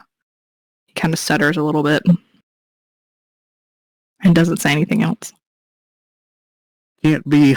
They can't all be as willing right. to sacrifice for their people as you are, Broden. So glad to have you around, though. Hold on, I didn't have this prepared. You would have done well in the Temple of Eldath, I believe. So you had 10 pages of notes, but not this map done? Oh, don't you fucking start. You kidding. We gon' You're fight. gonna be fucking rolling with disadvantage for the rest of the night. He's going to be executed at The dragon's back. Time to escape. It turns out the greatest form of justice is just us deciding your fate. Alright, hold on. Where's Broden at? There he is. Alright. Alright, so you guys come down here. Yeah, so with that question about the comment about about Escobar's potential drug thing, make a insight check or a perception check, either one, towards Broden's response. Or lack of one. Wait, all of us? Oh, okay. Whoever was listening and paying attention. Yep. So Yes! There's the roll, Darugal. you said insight? Insight or perception, either one.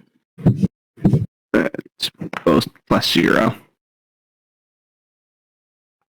So Dorgal, you happen to catch Broden's, face and posture, in response to that, and even as you were kind of talking about potential religious stuff, and you can tell that mention made him uncomfortable, slightly uncomfortable. He's playing it off well, but it made him uncomfortable. Why I made it. Why is he so big? Well, I'm the one that made it. The comment about Castellian's drug abuse? We definitely want him to be thinking about that, I think. Yeah. Okay, so y'all are going into the cells? I'm thinking we install Rock Broden as the new commander of port. Well, Nighthill's the governor. I mean, I wouldn't be opposed to creating an entire political struggle that leads with Rock Broden being in charge. If I remember correctly, he was We can all lean on. right? That's right. That's why he's the rock. Rock, the man you can trust. Steady as a rock. There you go. You'll never be stuck Oh. between a rock and a hard place with Broden on your side. I'll let you both do the campaign management.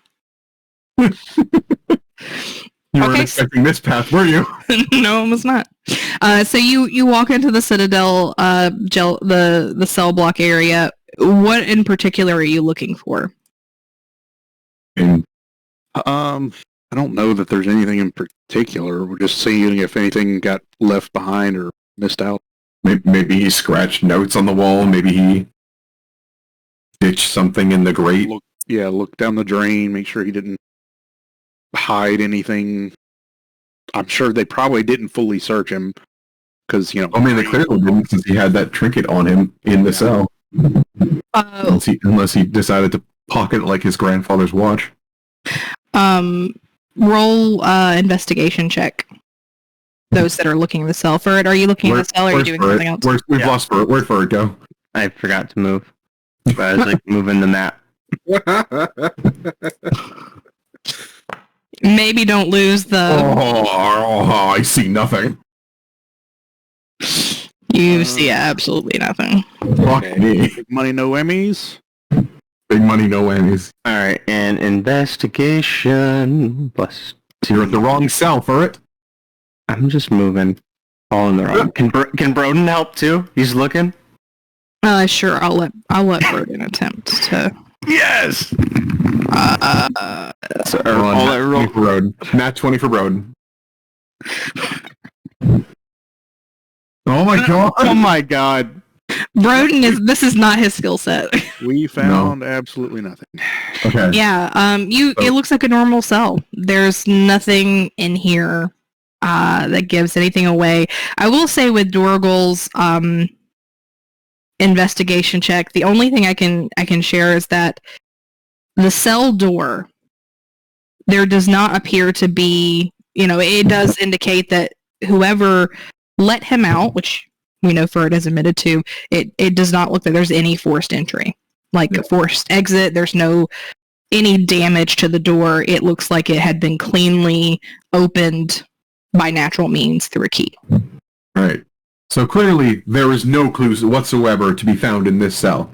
At all. We're all Scrunch clean. experts at looking for clues, and none of us have found any clues. So, next thing would be following the path most likely he would have taken to escape after having left the cell.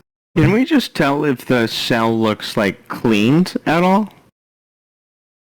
Like, is there any indicator? Like, it just looks the same as before, or does it look like someone's possibly cleaned up and got it ready for the next person? Yeah, if comparing it to the next cell over, does it look like it has been uncharacteristically swept clean, like they were actively trying to remove evidence? You don't notice anything like that. It looks just as dirty as the rest of the cells. Alright, we're just blind. Well, yeah. Is there a chance that I could, like, investigate something very specific? Sure. I really want to see,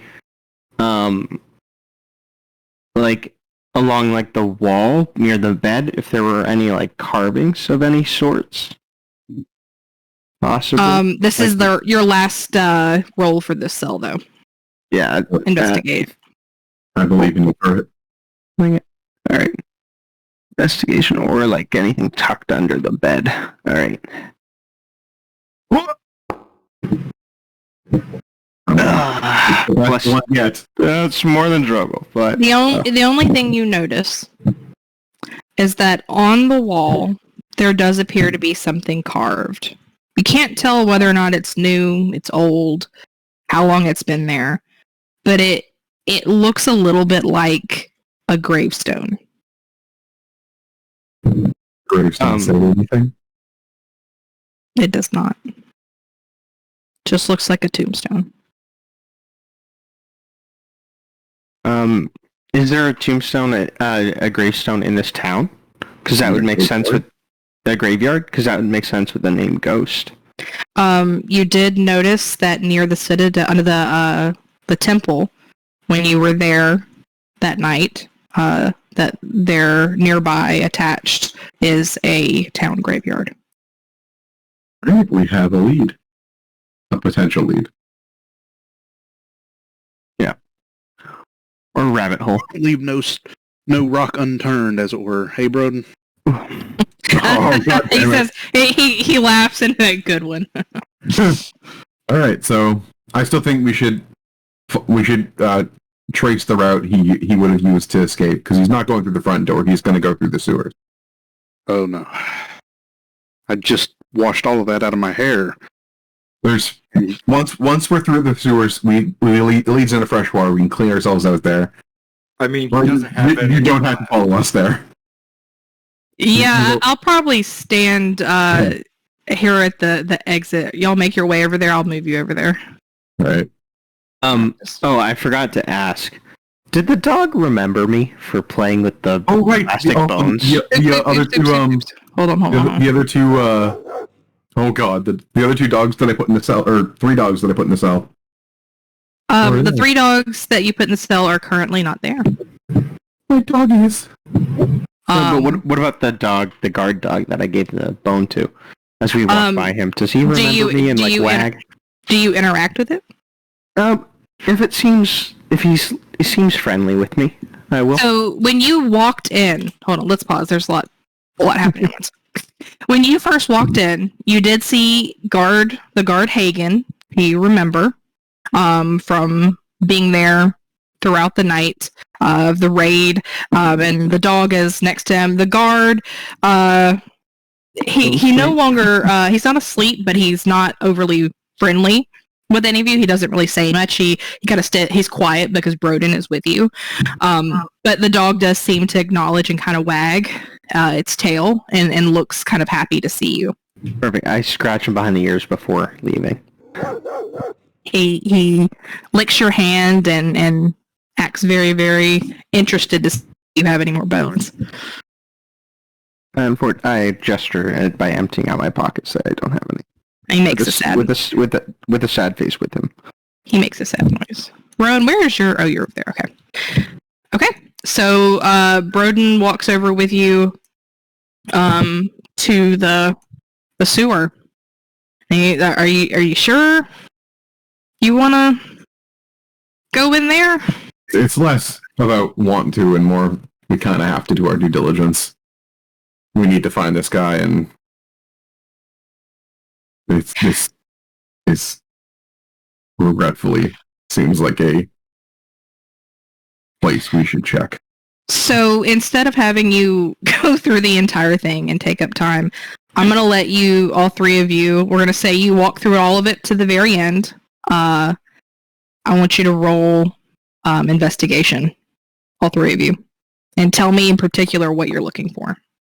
I'm looking for any like notes or Oh my god! or kind of hints. You're looking for what? Any like notes or more arrows or carvings or footprints. Anything out of the ordinary. Anything he might have dropped. Try to leave a clue for me, or Time. especially things written in halfling, or in halfling. So with your two, all three of you had great rolls, but 2 nat 20s, I can say with 100% certain that you don't find anything in here. God damn it. It doesn't indicate 2 nat 20s. it doesn't indicate that they didn't use this escape. In fact, for it, if you want to do a history check to remember what happened that evening, you can. Do I get advantage of any sorts, or? I mean, you were there. What happened a day ago? Just roll. All right. I'm asking to see how much I actually have to feed you because you should know. Because the history of like when I told him is essentially I slipped him the key to unlock himself, to escape through the tunnels in the dark of night during, and I told him just to wait out the dragon. Either you can make a rush for it during the chaos, or try to slip out when it's when it might be a little bit calmer. But you do recall that you told him how to exit. Yes. Yeah. So you know for a fact this is how he likely left. Yeah. Yeah. You all walk through the tunnel. Let me move us back out here. Once again, you are covered in delightful, slimy... I'd like to know how clean I was. I mean, it's not going to be as bad because I didn't get covered in rats this time. Yeah, you didn't get attacked by rats this time, but you got a healthy amount of like sludge at the bottom of your pants. All three of you. I mean, you don't smell great. It doesn't smell that good. You do dip into the water as you come out, but for certain, you can say that there are no clues in this sewer at this point. If there ever were any that potentially could have been removed, you would not know that. But from what you can tell, you're certain there is nothing in here to be gained. All right. I'm going to take a focused effort to clean the fucking sludge off me before we go to the temple, because I'd rather not go to the temple smelling completely like shit. So y'all take the opportunity to clean. Yes. We're going to then, while you do that, refocus on Talik and Drift. Yeah. So Drift, Talik, are you with us? Yes. All right. So during this time, it's about 12 o'clock noon. Okay, so these things happen simultaneous to each other. Your bit and their bit, so time is funny that way. But you walk up and you see that this mansion was not spared in the attack. It doesn't have tons of damage. It looks like some of the garden area was burned, and it looks like maybe some torches had been thrown towards the roof of the manor and set on fire, but the rain had kind of washed it out. So there's a little bit of remaining smoke and some damage, but it's relatively unscathed, the actual structure of it.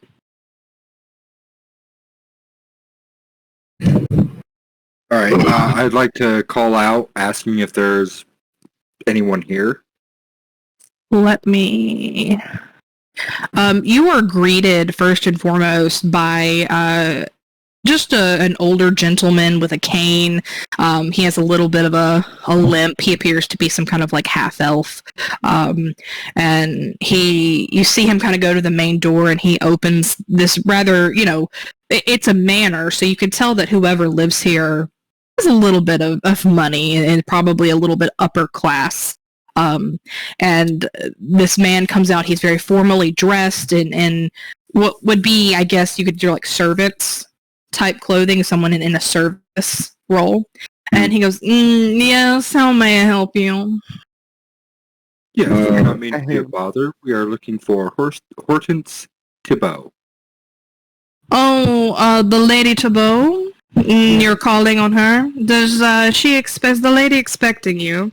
I very well doubt she is, but we are investigating the crimes of the intrusions upon her property. Investigating? By what authority? By the authority of Governor Nighthill. One moment. And he shuts the door in your faces, and he leaves for a few minutes. He comes back, or the door opens a moment later, and you see... I'm gonna make her ridiculously large. You see, an older tiefling woman with gray hair and black horns, wearing like real beautiful blue and silver ornate clothing. She's very regal. She comes to the door and she goes, "Why, hello. I understand that you need to speak to me. I'm sorry. Who are you?" My name is Talik Greek. Mine's Drift. Well, hello there, gentlemen. What unusual names. Yep. I gave it to myself.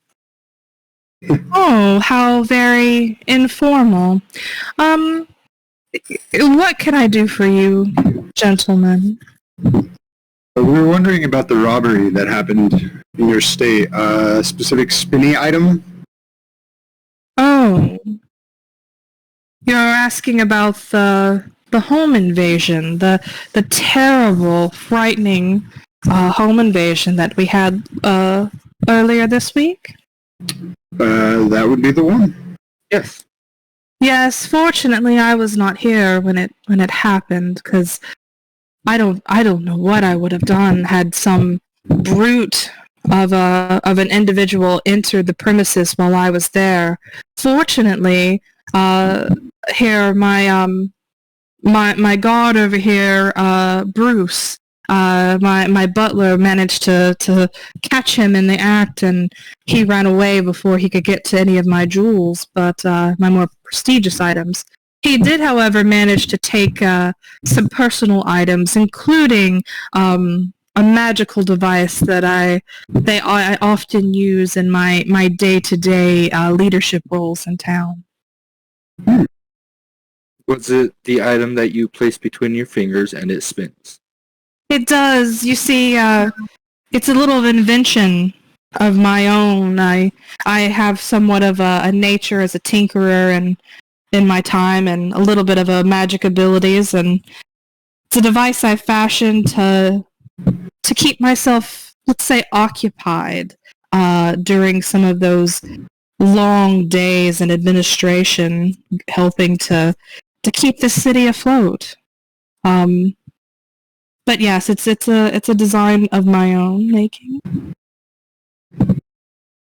Interesting. What administration do you help with? Oh, I am often working in the town hall area. You see, I care so very much for this town. I just can't help but volunteer for some of those more needed leadership roles. I often serve on the jury for court trials. In fact, I believe I'm scheduled to be present tomorrow for them. But other things, I welcome dignitaries that come through here and often host lavish parties at the manor. Understood. Did your butler give you a description of the home invader? Well, I believe he did, and he gave it to the governor, but for the life of me, Bruce, and she calls him over, and he kind of walks really slow with his cane, and he's not a smiling man. He's very much unsmiling. He's got a very serious countenance. And he goes, "Yes, madame." Bruce, will you tell these two, what did that thief, that awful man that was in my home, what did he look like? And Bruce essentially tells you the same kind of description that everybody else has given, that it was a fairly muscular, kind of upper-bodied man with longer hair, not long, but it kind of hit his shoulders, tied back into a bun. He unshaven face, handsome. He does mention that he seemed rather quick. He was very light on his feet, although being muscular. He used the word graceful. Can he be like the butler in Aristocrats? That's the vibe I'm getting from him. That's absolutely him. Were there any signs of forced entry? I believe that we are assuming that he somehow managed to slip in from an upstairs window, although we're not sure how he managed to get up there.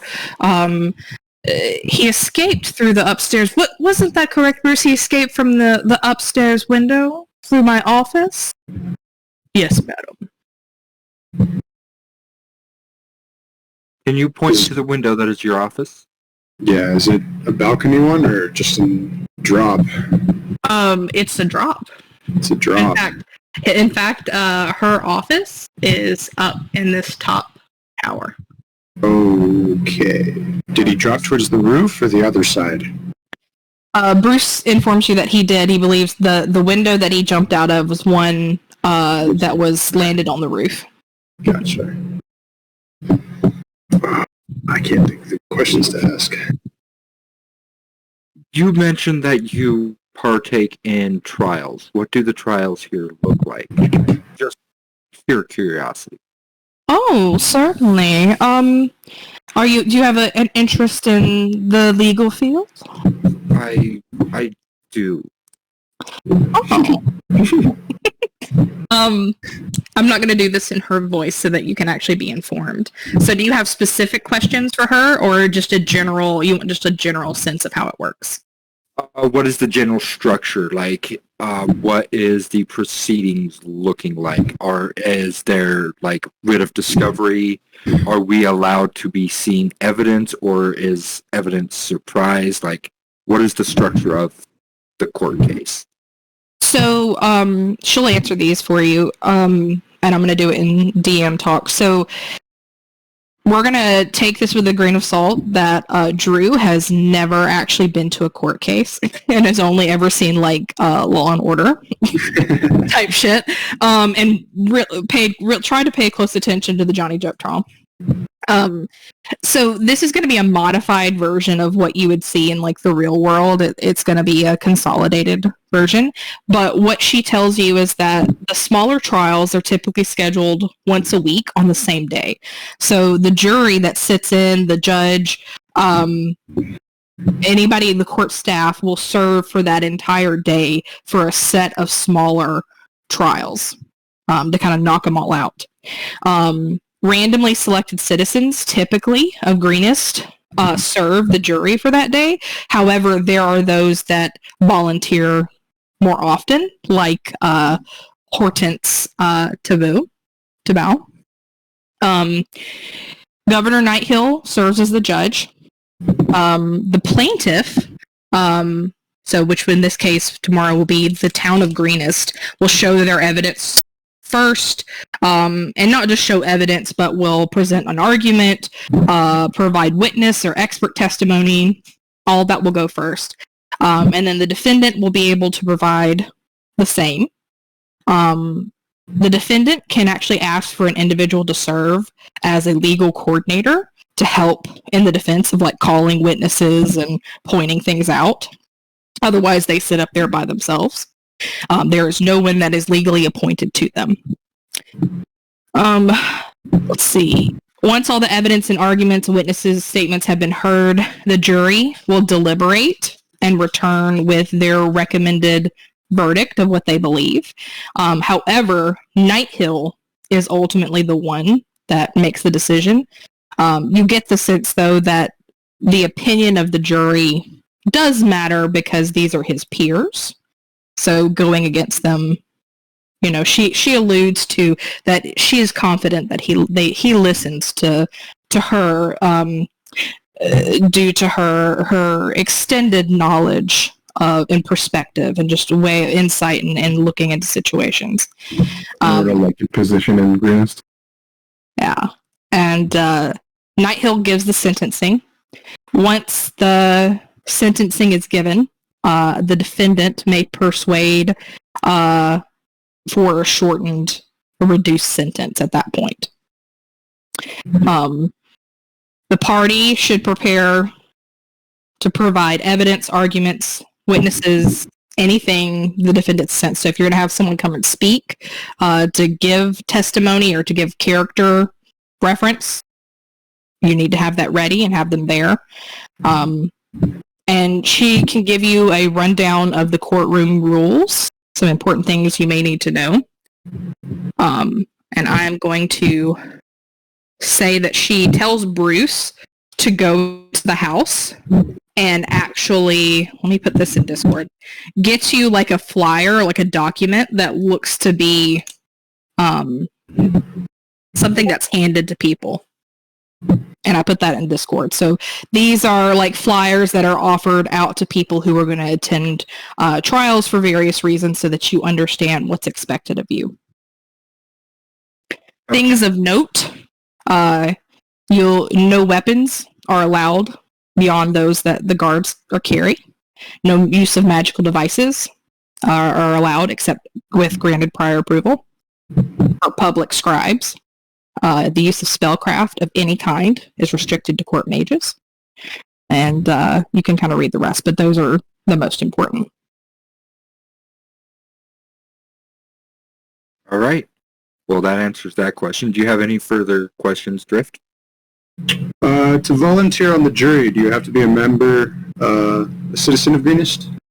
Oh, yes, I'm afraid so. Otherwise, anybody, we wouldn't, not that you aren't the trustworthy type, but we would need to have someone who either is a citizen here or an established member of the community. Understood. That's very smart. Anything else I can help you gentlemen with?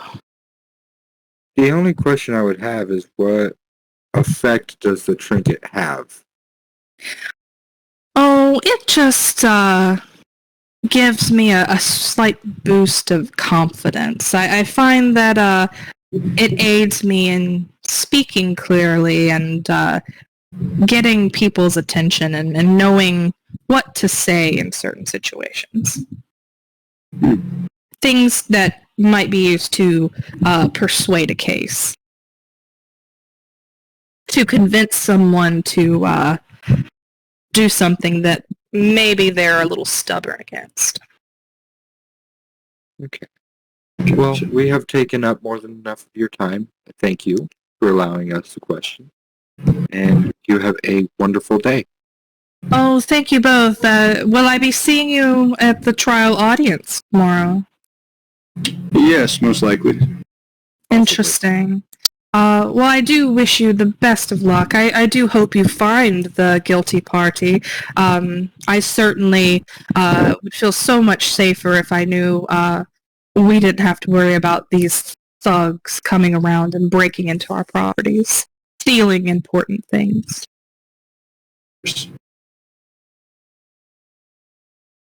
Okay, she says goodbye to you and closes the door.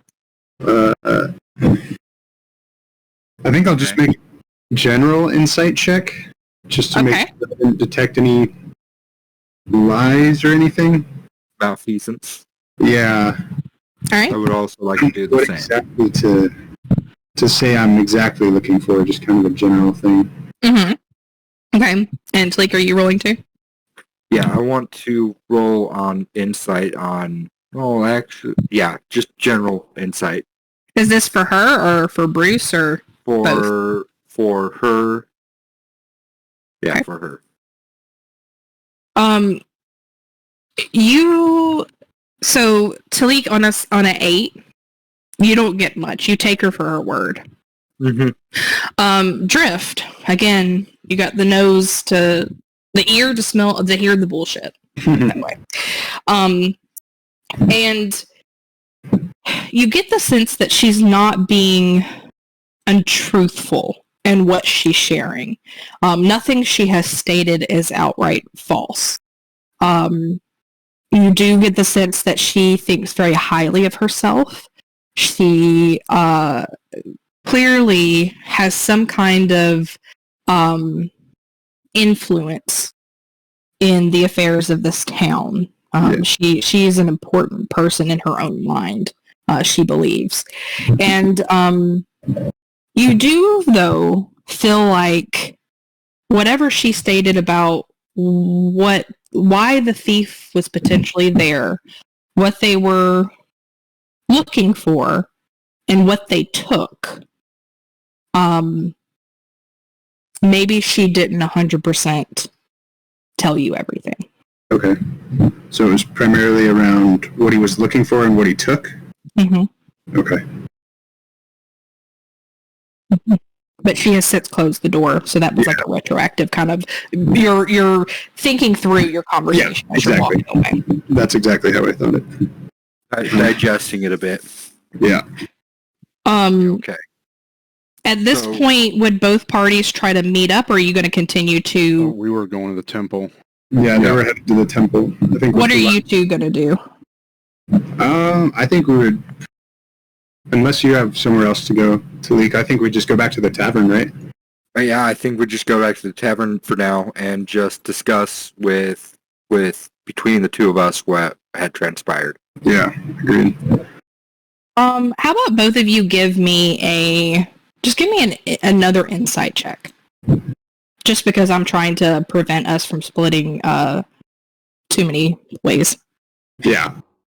To keep us on track. Okay, so with that, I'm gonna do some DM magic here and say that as you're walking away, you do have a fleeting thought of potentially maybe going back to Nighthill's office and either talking to him or seeing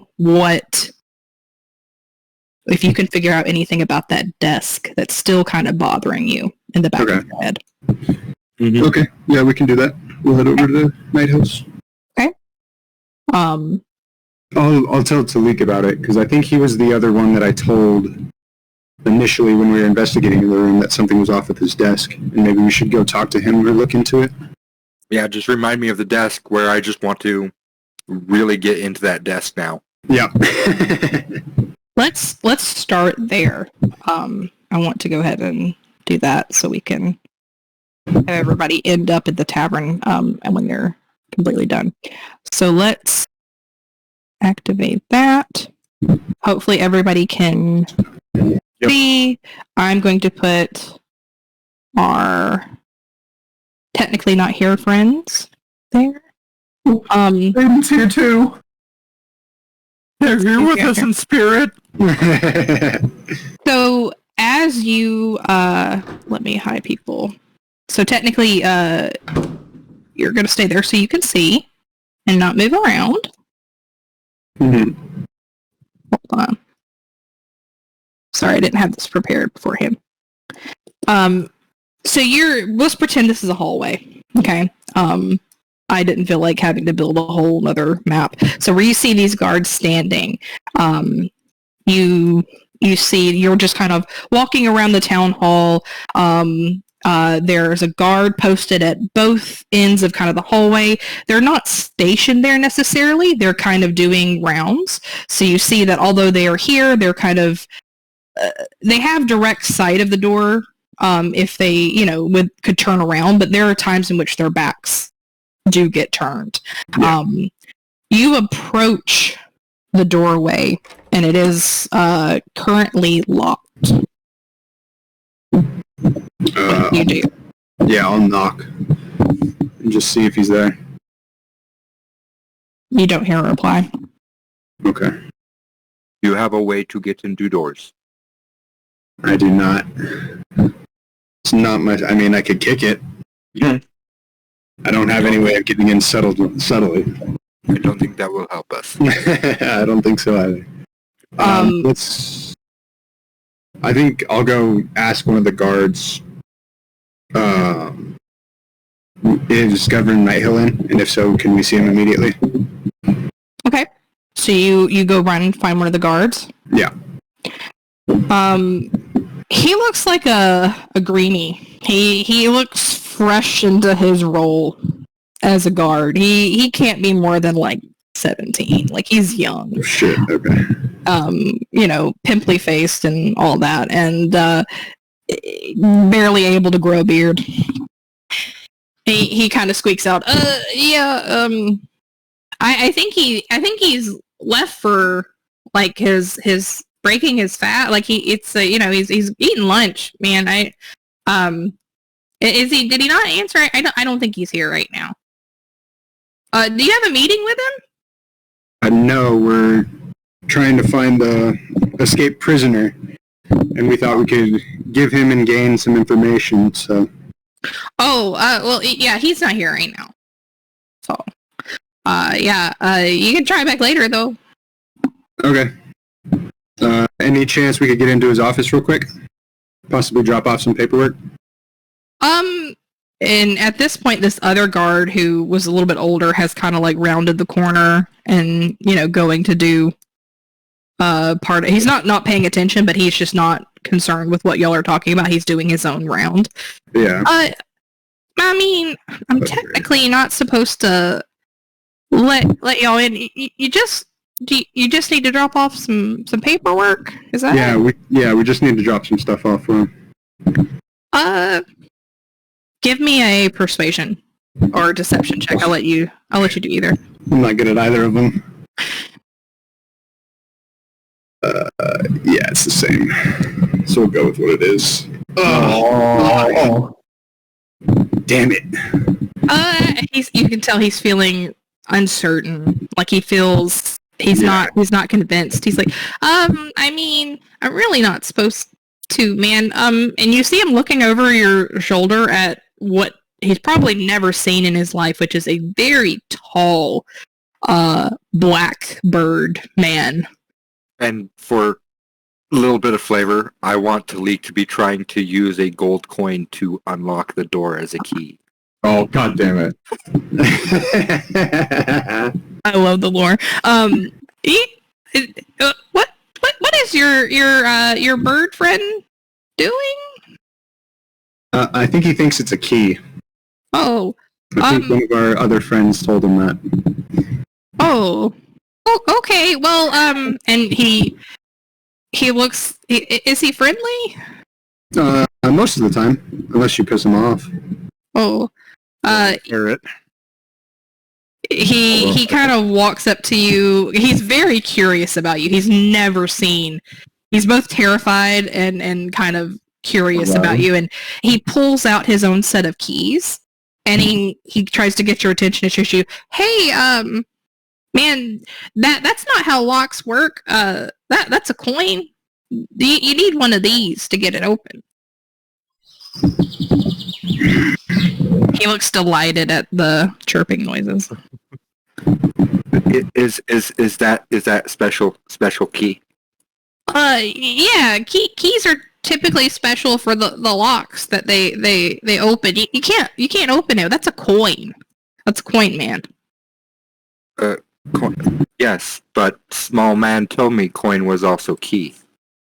I don't know what to tell you, but small man must have pulled one over you and did some kind of prank, because I don't know of any coin ever opening a door. Would you like to trade? Oh, I can't really. I'm not supposed to give anyone my set of keys. Oh, I don't want to have them. I just want to use them. You need to get inside too to drop off the documents? Yes. Or trial. Very important. What? Go ahead and give me I'll let you also do a persuasion or deception check. Your pick. Fuck. Just trying to help y'all. Oh yeah. Sorry, bud. I tell you what. Roll one more time with advantage or just one more time, because he is pretty enthralled with you, and like he thinks you're really fucking cool. Oh my god. Take him flying. All right, so we just kill this guy and take his keys. Well, no, I'm pretty good with sleight of hand. That was going to be my next move. Are there any chimneys to fly down? So yeah, so what's your next move? I say if you're gonna try it, wait till he's trying to put them away, so then you won't notice it right away. Yeah. Drift, you see me getting prepared to just steal the keys? Yeah, and I'll walk over and say, all right, I guess if Governor Nighthill isn't here, then could you let him know that we stopped by and that we need to speak to him? Oh yeah, sure thing. What were your names again? Talik. And what about yours? Drift. Okay, yeah. I'll be sure if I see him, I'll let him know. Awesome. Since it's possibly so urgent, do you know where he might be? I think he might be having lunch at the tavern. He usually takes lunch around this time, so it's possible he's there. But I honestly don't know. He's got so many meetings. He could be at a meeting. Okay. Thank you. Yeah. While this is happening, I want to try and swipe the keys. Would that be advantage or normal since she is distracted? Yeah, can I use my action to give, what is it? I think it's the help action to make someone roll with advantage. Yes, is that what it's called? I think so. Let's see. I think that's normally combat, but yeah, that's what it would be called. Guidance? Is that based? Okay. No, it wasn't a spell, but guidance, I have to touch him. I'll say you could have touched him before you got the other one's attention. Okay, then you get a D4. Yeah, so go ahead and roll the guidance so that it's in the thing in it. Oh, I know it's a cantrip, but just have it in the chat. Okay. So, Talik, let's just say you rolled normal, but you have an additional plus D4 if you need it. Okay. I'm just going to roll with the D4. Go for it. There you go. Yeah, you manage. He's got a lot of keys. He's actually got a couple sets. So it's not like he feels his hip and suddenly he has no keys there. You managed to grab the one that he was holding. That has like 2 or 3 keys on it. And you managed to pocket it without his knowledge. All right. Now, question is, do we use it now or later? You use the key in front of the guard? What's your stealth? No. Okay. It's a +0 at disadvantage. Here's my idea. Start walking away and watch movements, and when he disappears behind a corner, me stealth up, open up the door, and then you run through. And I don't think me running through is a good idea. Me doing stealth, because that's way too low. And you would know I'm not stealthy at all. I would be the one stealthing to the door, getting it open stealthily, and everything. You would just have to go into the door. In front of a guard. That's around a corner. That's doing laps. I don't think they do. I think usually they just stand here, right? And then this one... Well, they're going around. They are doing... So, like, at this point, this guard has, come back from one of his laps, and he's on a lap. It's kind of like a walk that he does. Gotcha. He's there, and you can even hear the greeny kid say, yeah, anyway, it was really nice talking to you fellas, but I got to get back, because he notices the other guard is there and kind of gives him a pointed look like, hey, you're not, don't be fucking off. And so he... What is your name? Oh, my name is Roger. Thank you, Roger. You have a good day.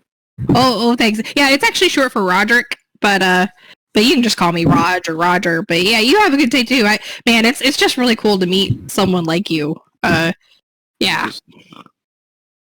How is that racist? Don't separate them into, It's a bird person. If I saw a bird person, I'm going to say, wow. Yeah. It's not really racist. He comes around the corner and he starts going to do his lap now.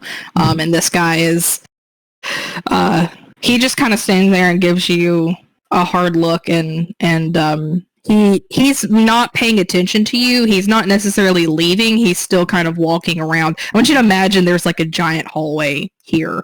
Okay. It's not, it's not like this single tiny little corridor. Okay. Not paying attention to us. Say that again, I'm sorry. He's not paying attention to us? He's not actively watching you, no. Okay. The one thing I wanted to do before that is, can I make a perception check to make sure there's no noise coming from inside the office? Yeah. Go ahead and do that first. Not bad. Yeah, not bad. You listen at the door, and you do not, you don't hear anything. Okay. Alright. What about an Arcana check for the door? I asked Riff, is there any magic on the door? Oh, not my specialty. But, yeah, can I do an Arcana, or does that just count? That's kind of double rolling. No, go ahead and do Arcana, because you're looking for something very specific. Oh, nope. You can't tell if there's any magic on the door. No idea. You can tell it's made of something. Yeah. This door seems to be made of door. I will say, with your perception check earlier, you were listening in, but you've done some other perception insight checks. You've been here long enough. Something interesting that you note about the door is that for a place like the town hall, which you imagine the raiders were particularly interested in, this door does look like it's taken some damage. It looks like there was quite a bit of an attempt to get it open. But you've been inside, and you don't recall anything being damaged. In fact, you remember it being quite beautifully decorated and pristine. But it does look like some strong efforts were made to get in here. Does the door seem like almost extra reinforced than most of the doors, like even the Citadel door? The door itself is like a really well-made door. Okay. It is a heavy set door. It's not something that you could just easily bust down, something that would take a little bit of effort. The lock itself is not unusual, but it looks really, really sturdy. Like, not something that you could very easily break. Gotcha. Or even lockpick. Gotcha. It's fucking legit. Okay. That's all I Well, got. if the guard's not paying attention, I would like to try to open the door. Okay. I'm going to need you to make a... Oh, go ahead. No, could I try and cast Can I cast a spell? No, never mind. You could if you wanted to. Yeah, it's verbal and somatic, so I won't do it. I mean, what spell were you trying to cast? Enhance ability. I was going to give myself advantage on dexterity, or no. I feel like you could whisper it and do so without alerting. You don't have any... No one other than Talik is right next to you. Yeah, never mind. I don't think that's doing what I think it's doing. Okay. Yeah, never mind. All right, Talik, give me a stealth check. Yeah. I am going to let Drift assist you. So one Drift, yeah. So Talik, do one more.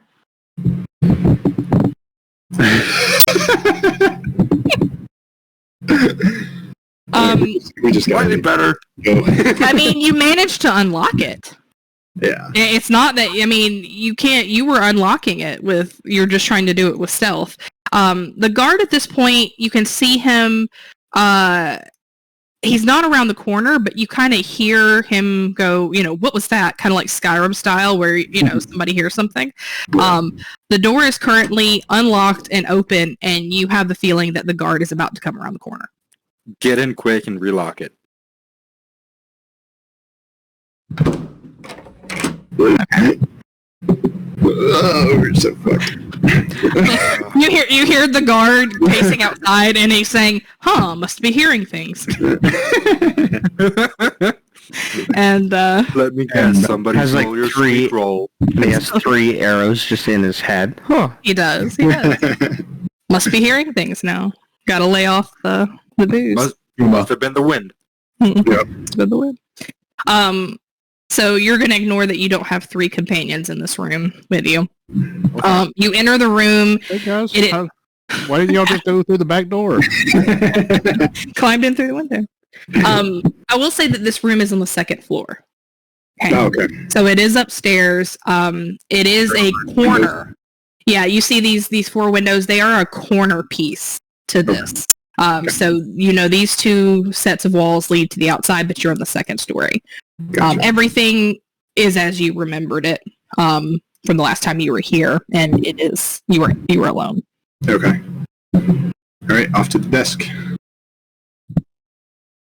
Let's see if we can perceive it this time. You get that side, I'll get this side. All right. All right, how about both of you give me perception checks or investigation, either one. Okay, I'm definitely going perception. Whatever rolls high enough. There you go. Nice. Same way. Same. Nice. Yes. Okay. So you both do now that you have like a moment, although you still feel a sense of like urgency because you're, in someone's room when you shouldn't be. Yeah. But you have actual moment to look. And you do a thorough investigation of this desk. The first thing, we'll start with Talik, what you notice. Talik, you're rifling through the desk. You're not really looking for anything secret, but you are looking for like stuff through there. And what you find, just perusing through the desk here, I'll make known to you. So you find a couple things that are of ordinary. You find some sealing wax. You find an official seal of the governor of Greenus, a stamp so that he would use with his official seal of the governor of Greenus. You find a comb that he uses to comb his long, luxurious hair. The most interesting thing you find is this worn leather book. And embossed on the front is an image of a finger being pressed over pursed lips. And when you open it, you kind of open the pages and flip through, and you notice that all the pages are empty, with the exception of the first page, which actually reads, "Write any name, not of your own." Okay. What the fuck? You also see 350 gold. Ooh, that's tempting. That's real tempting. Yeah, that's real tempting. But I think it's in our best interest because the guards definitely know we've been here to not take that. Agreed. I'm curious about the Warm Diary, though. I really want to write a name in it. I do too. Let's do Governor Nighthills. Let's write Governor Nighthills. How to kill him with a fucking death note. That's the trial stops, right? Are you writing a name in it? Yes. I'm writing Governor Nighthills. Angel. Wait, do we know, is it just Governor Nighthill, or do we know his first name? You know his first name. His name is Tarbo. I can't say it. Tarbo. Let me write it in the chat. Nighthill? Yep, Tarbo Nighthill. Yeah, then let's write that. Okay. Fuck it, why not? With The the death- Angel Quill. The death said. Yeah, Okay. So you bring out the angel quill. Magically enough, as you write, this writing doesn't stick. It interesting. may be the only thing you've not practiced or used this quill very much, but that kind of surprises you, Talik, that it's not sticking. You see that once you finish writing the name of the governor, that it lights up and kind of shimmers in this bright kind of golden light and then disappears from the page. What then begins is a very jaunty kind of like scratching of writing. It's not elegant. It seems to almost be like from somebody whose hand is either not used to writing very often or it's awkward holding a pen or writing instrument in their hand. And what appears next is the words, "The Crimson Road is paved with good intentions."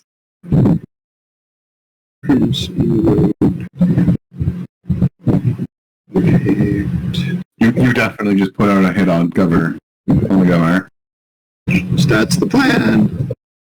I hope so. Okay, so yeah. All right. Did I say? Did you learn nothing from Light that you're supposed to also put a name, a time, and how they die? Okay, that was the only thing of interest in the desk, right? It was deep. Even in the no. You're not going to take the notebook with you? I don't think we should. I'm taking it. I'm just going to say no. I really think we should leave it. Why don't you do a... You can either narratively do this or you can try to persuade him. Yeah, that's fine. But the other thing I wanted to... when we were in here last time, you mentioned a specific drawer that was off. Was that in the specific drawer? It was not. It wasn't? No, your role's about to deal with that piece. Oh, okay. This was just what Talik found. Gotcha. Mhm. Okay. So, I'm gonna tell him I don't think we should, but I'm also not gonna try and stop him. Like, I'm not gonna physically stop him. I'm just gonna say, I don't think we should. He's his own bird. Yep, he's his own bird. He's his own independent bird, and he don't need no man telling him what to do. Talik, what do you do? I will be taking the worn leather diary. Okay. Go ahead and take that. See if it lets you. Would have been an old woman who throws bread. Just for next time. Right, you leave the rest. So you've got the diary. Drift. You finally manage to get your fingers in a weird position on the side of the drawer that was awkward. And as you jerk to kind of pull it out, it was kind of stuck. You notice that it's not even really a drawer. That instead it's a solid block that has some kind of mechanism on it that can be pressed. Oh, interesting. I will try and press the mechanism. Okay. You press it, and you hear a noise of something opening and unlocking, literally right behind you. I will turn around and look. Hold on. And you see what appears to be kind of a false floor that pops up and reveals a safe. Interesting. Inside, you find a black bag, a tiny velvet black bag, filled with tiny roseate crystals, crimson crystals, each only just a little bit bigger than a grain of salt. 7,000 gold? You find my 7,000 gold. Oh, fuck. Oh, You- God. You also find, hold on, Red dust, so they're smuggling this shit. you find a document that you get a chance to kind of peek through.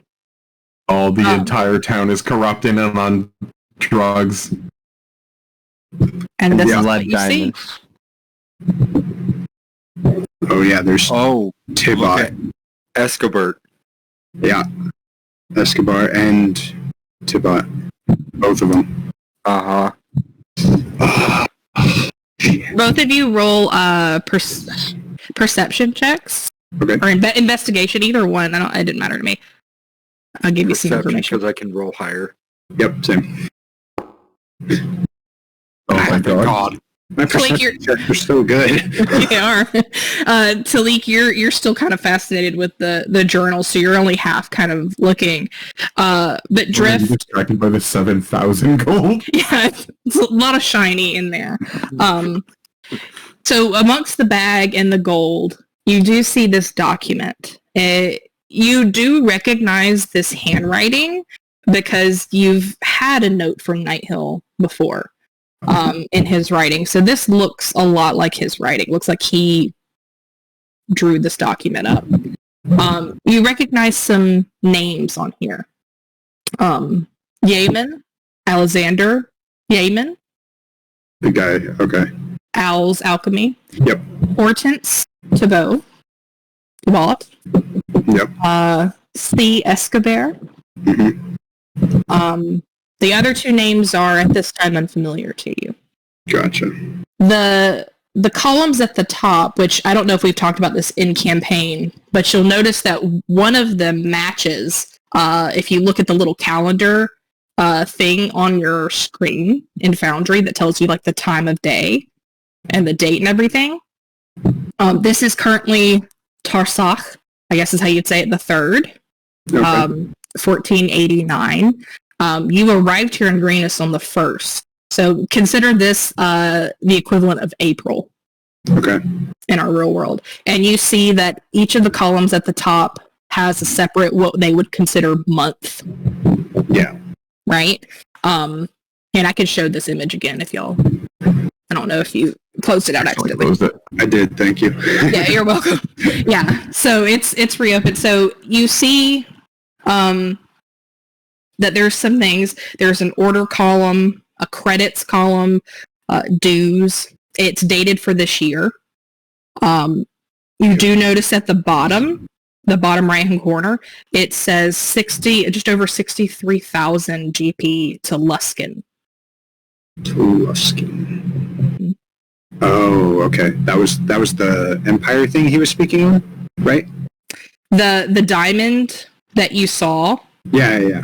that Riggy reacted to, had Luskin Diamond partnership, Okay. and the letter was from someone in a household in Luskin. All right. Interesting. Do you have anything where we can transport a little bit of this powder? Because I would like to investigate that. Let me see. I have my alms bag I could just dump out. No, I'm just kidding. Talos would love that. Yeah. The next lightning bolt would definitely be aimed towards me. No, I don't. I don't have anything to build anything. I mean, I have a backpack. I am going to chug the water out of my water skin and put a pinch of the red dust into it. Okay. Okay. Yeah, we'll do that. That's a good call. When you just Alright, see. Pouch of red dust. God, I just want to take it all. That gold. I thought- That gold. Dude, I would have just take it all. Just Did you look in the crown, chest in the keep? the chest in the keep? Is there more? No, I couldn't see it because my character was outside, so I didn't have view. Yeah, I cannot see it. There was a little bit of money. There was like some platinum and some gold in there, and I was like, oh man, that's so hard, but like I can't take it because they'll know we're there. Yeah. This is on a different fucking level. Yeah. All right, so Leek, do we I take mean, it? with that, we could break away from town. Okay, yeah. The problem is that 7,000 gold weighs like We're not doing weight. 300 pounds. We're not doing money weight. Yeah, money. I mean, but That's let's 7,000. also That's think about let's think about logic too. Yeah. I'm not really counting too much about weight on like when you're getting items and things, but let's carrying out 7,000 gold from this room. Yeah. Wait, can we skim some gold then? How much are you skimming? 1,000. 1,000? Jesus. I was thinking like 400. 400 is good. That would. How about 600? 100 gold for each. Yeah. Let's do that. 600. Okay. Okay. Oh, I like it. All right. So you take Roman. Just write in your notes that they took 600 for me, since you're the treasurer. Okay. Are y'all keeping that, or you're gonna disperse it? Oh, we're gonna disperse it eventually. We're definitely going to be dispersing it. Yeah. Okay. I'm going to update this as being 64. Sure. Remember when I was the thief? Okay. The issue, just to be clarifying, wasn't that you were a thief. Is that you were stealing and then not telling anybody. And also kind of stealing from us. Yes. Yeah. They're stealing with the intent to share. You stole with the intent to hoard. And you also this did is it. very, very clearly dirty money. Yes. Love you. Dirty money, and then, God, I want to take that ledger, but I know it won't hold any weight. Oh, honestly, a meta. This all seems like it's gonna become a kangaroo court. Oh, no. I mean, like, I wouldn't take that now to show at the trial. Like, that would be something that the reason that Drift is thinking about it, or at least the way I'm thinking about it, is it's like, take that because taking that to the trial isn't going to do shit for our case. Well, it doesn't seem like anything. It's not going to show blackmail, but what it can do is if we are able to find other parties, we can go, yeah, here's a huge distributor of this drug.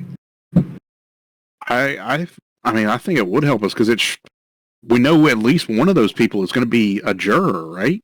Well, that's the thing. We Is, would use it as blackmail. how do you prove to a court?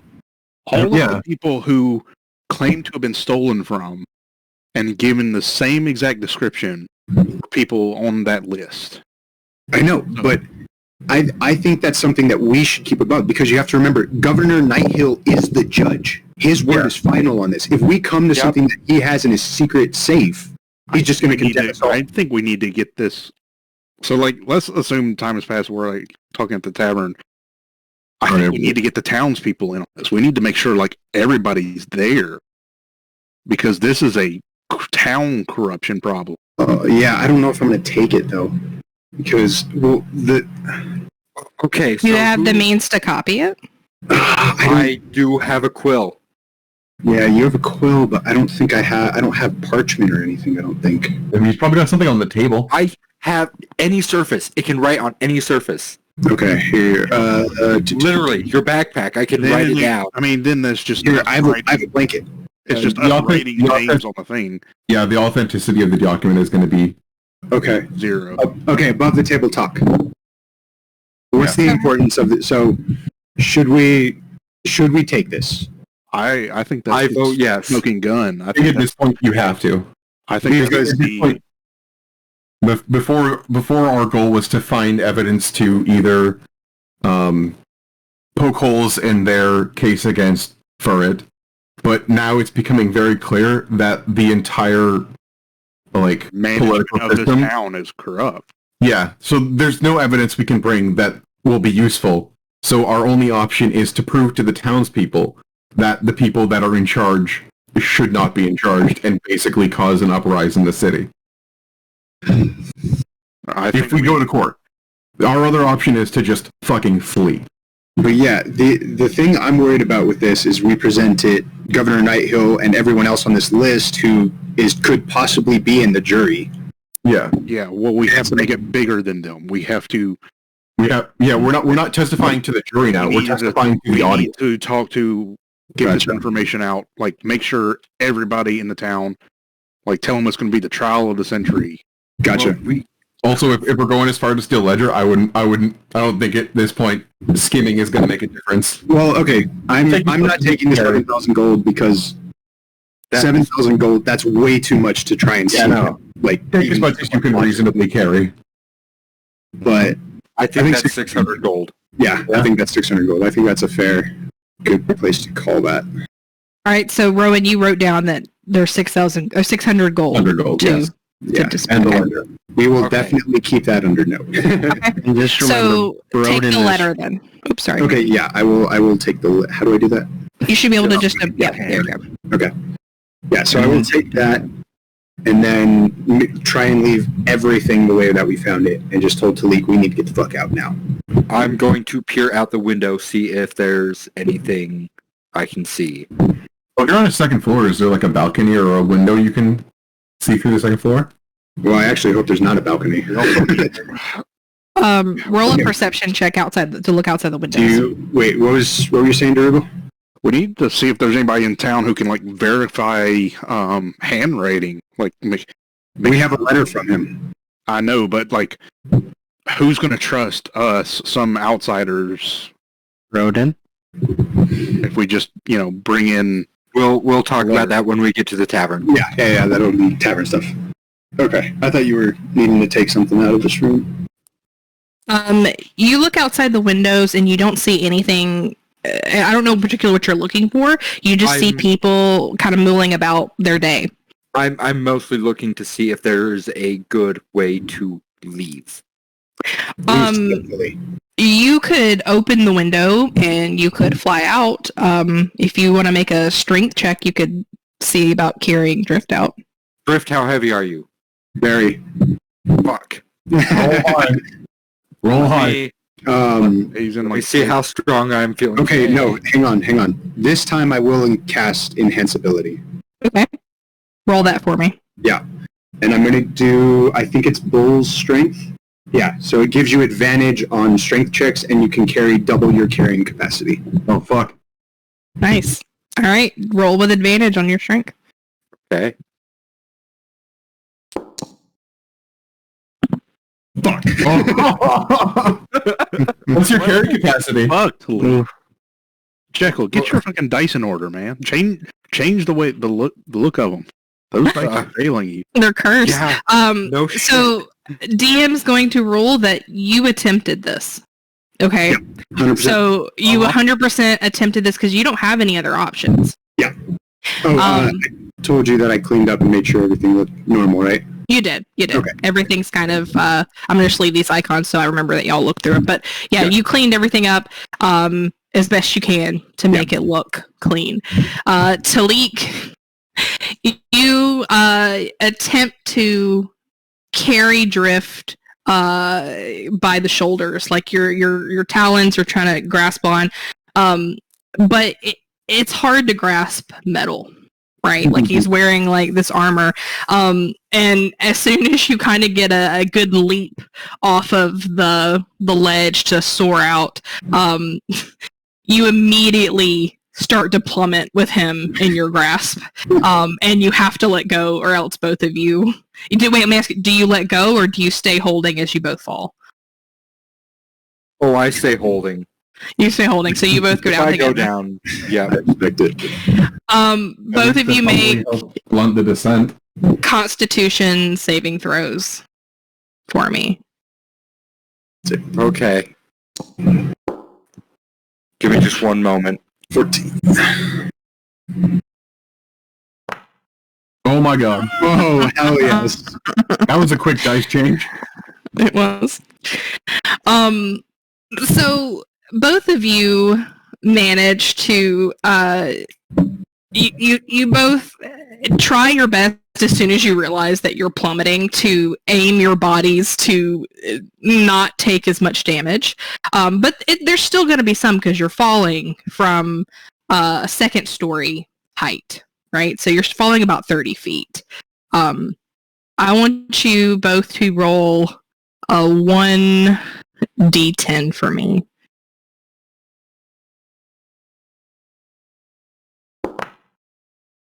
All right, Drift, you take 4 points of bludgeoning damage. Right.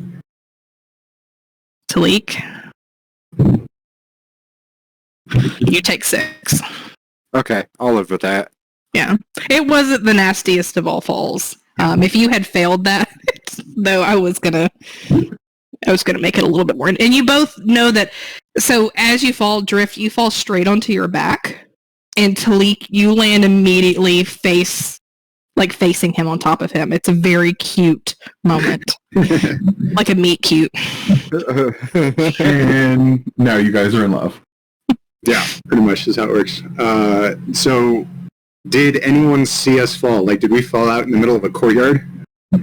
So this is actually the back of so this side right here, to your left, is facing the main market. This back wall over here, though, is it's not facing the main area. There's still like an area where people could see you. Mm-hmm. Both of you do, I know again, a sleight of hand check. Sleight of hand? Yeah. I don't have a sleight of hand. Let me see. Stealth, excuse me, my bad, stealth. Both you do stealth. And let's just see whether you could fall quietly and gracefully. Oh yeah, no. I'm in armor. Talik, you managed to kind of blend in with the shadows with your inhuman, but Drift, the sound of your armor, and you give out a yell as your bone, you hit bone first as you go down. Oh shit, I forgot about something. What? Oh god. I had that the entire time. God damn it! Are you fucking kidding me? Yep, you did. Oh well. Fucking bird brain moment right there. There's a reason I play an Aarakocra. Is that like a ring or something? Or just an ability? Well, I could have sworn that you were playing a Kenku the entire time. Am I? I don't know anymore.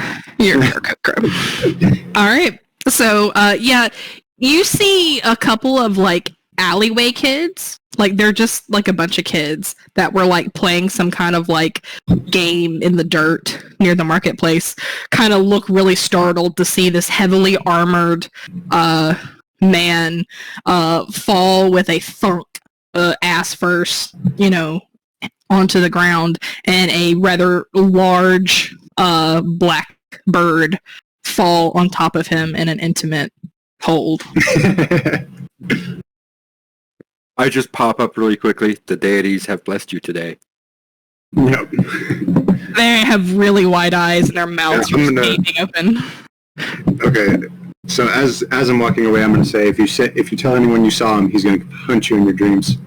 The call to Talik begins.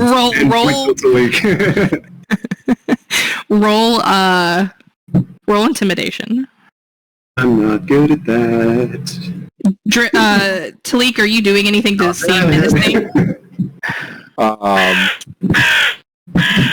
I'll let Drift do it with one more roll, so with advantage, because Talik is cawing at the boys. What was it again? Intimidation. Just one, yeah, normal. Oh wow. Well, if it is. They think you're both just absolutely bizarre. You can't tell if you've intimidated them or just really confused them. Little column A, little column B. Yep. All right. There we go. All right, y'all heading back to the tavern? Yep. I slip the boys 5 gold pieces to keep their mouth shut. Okay. There's 3 of them, so minus 15. Yep. Is that from the party loot or from your individual? No, from my individual. Okay. Yeah. Okay. So I am pulling coins out of my purse. Uh-oh. Okay. That's sure to keep us stealthy. where did you put the 600 gold? Did you put it in your purse? No, I didn't. That would be on Drift. We're going to say that's on Drift's person. Okay. Yeah.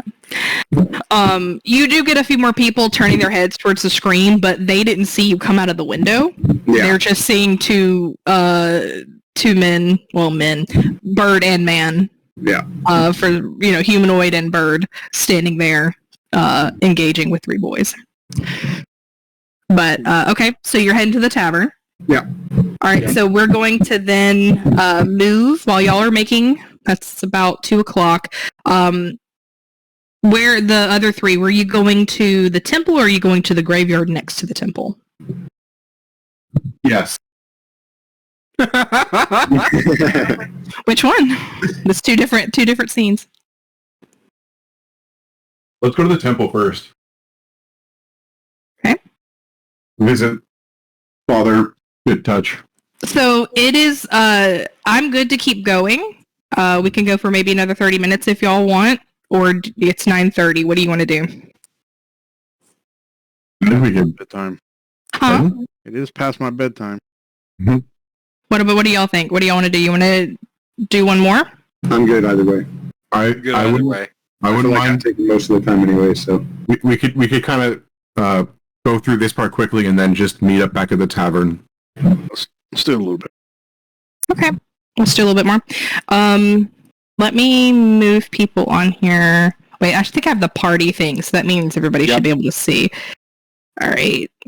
I need actual icons on here, though. Did you guys know the party only has 10 hit points? It does. So if you get hit as the party, We're very go. fragile.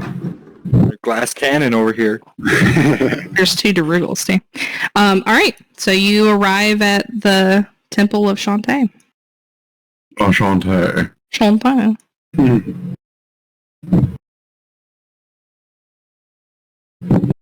Can't see his name. Hold on, I'll fix that for you. Father O'Malley.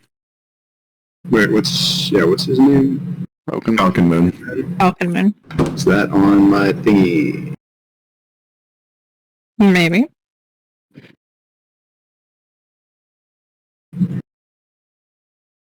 Okay. So, you arrive, you're walking in. I'm assuming you're walking up to Falcon Moon. Yes. Why, hello. It's good to see you. See both of you here. Ferd, are you inside or yeah? Yeah, I'm inside. What do I owe this pleasure? How are you today? Derugal, would you like to take the lead with your brother in Christ? Father Falcon Moon, how are you this fine afternoon? I'm feeling much better now that the rain has passed. These old bones. I still have some injuries left over from my time before, and the rain never makes the joints feel so great. So I'm grateful to the goddess for the sunshine today. Yes, indeed. So Father Falcon Moon, we are in a bit of a conundrum. What troubles you? Well, it's hard to describe. One of our members helped a gentleman get out of the prison on the night of the raid. And he claims to have done it because there was a dragon attacking at the time. All of our lives were in danger. He was just helping him get out. Honestly, I don't think the reasons why are that important anymore. He has admitted to it. And he is going to be under trial come the morn to determine his guilt and punishment. We are trying to gather information and see if anybody knows of the whereabouts of this prisoner. One of the outs we were given, as it were, is if we could recapture this person and return him to justice, then our sentence for our friend would be lesser. And it's This young man has helped the entire town, us included, through the raid night. We believe he did it misguidedly, but intentions not that bad. So we're trying to do what we can to help. Mm. Intentions count for a lot, do they not? Yes, they do. However, intention only matters, no longer matters if there's true repentance after. Do you believe this friend, this party member, do they have repentance in their heart? What do you think, Ferret? Do you have repentance and remorse for your action? I do. Come closer, son. Who is this little creature here? He points to Bueller. This is my lifelong companion. This is Bueller. Falcon Moon kind of bends down and he reaches a hand out to Bueller to gesture to him. He sniffs at his arm a little bit with inquiry. Falcon Moon reaches into his pocket and pulls out looks like some kind of little piece of food, maybe some bread, something, and offers it to Bueller. He gets excited, eats it, and then like runs under his robes and out again, but like in like a circular motion. Falcon Moon, you can hear him just kind of laugh in kind of a grandfatherly way, and says, "Oh, Shantae, the nature that Shantae creates is just so calming, isn't it? I find such delight in her creatures." He stands and he assesses you, and you feel a little bit like he's looking inside you, like he is looking into your heart. He's got that kind of stare. So tell me, how is it that you believe I can help you with this situation? You say you're looking for this individual.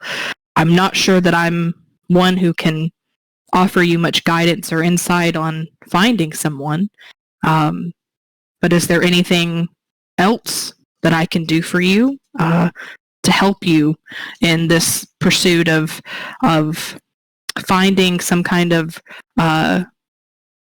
repentance, some justice for your actions?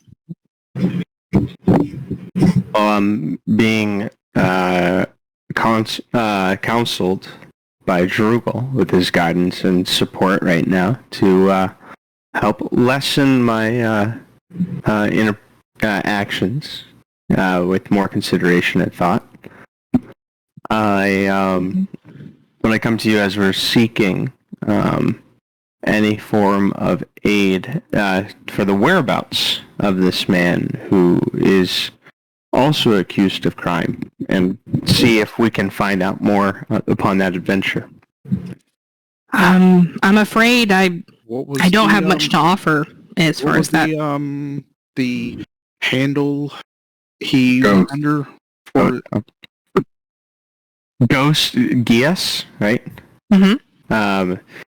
He went by the name of Gias, and upon his cell there was a marking, unknown if it was by him or another, of a tombstone, which led us to believe it's possible that there's a hint of some sort or clue that led us to your graveyard. I don't often spend much time in the graveyard as of yet, as of recently. Bad weather, the rain, even before the raid came through, we'd had quite a bit of rain in this area, so it's been a while since I've taken a walk out there. The gate is unlocked. You're welcome to walk through there. I wish that I could offer some insight, but I'm afraid I don't much know about this. Typically, if there's those that wish to have counsel or character reference or some kind of guidance, religious, emotionally, those that are facing judgment for potential crimes, I'm often brought in to pray and to offer those things. But I've the only individuals that have been there's not many, especially even the cultists that we have currently, I believe, captured. I've not had any request as of late for that guidance. Thank you, Father. And Father, before we leave, what would you do if you are accused, and even if so, rightfully so, of injustices, but you find that who hold the power against that injustice to be injustice themselves?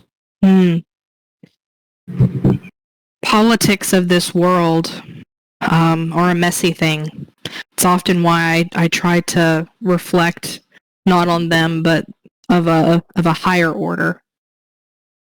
I would say, based on the years that I've been in this town and what I do know about its political intrigue, you would be wise to be cautious about challenging the political powers in this town.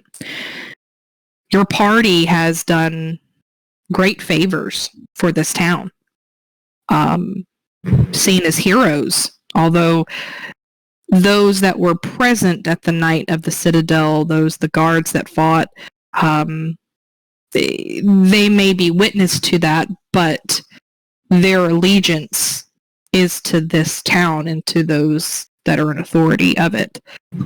I would just caution you as to whether or not this is, are you out to get justice, to start something that potentially could cause quite a bit of stir, or are you seeking a quick resolution to your situation?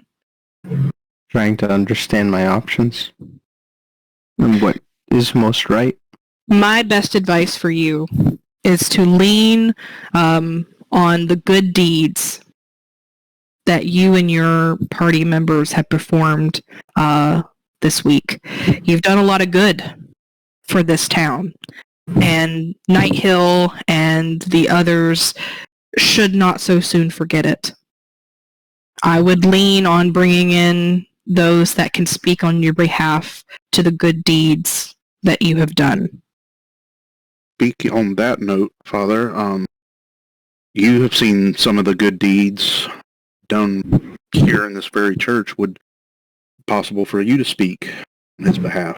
Or even better yet, maybe ask around, see if others have no notice of the good deeds performed by Bert and our party as a whole. He kind of thinks for a second. Go ahead. I'm sorry.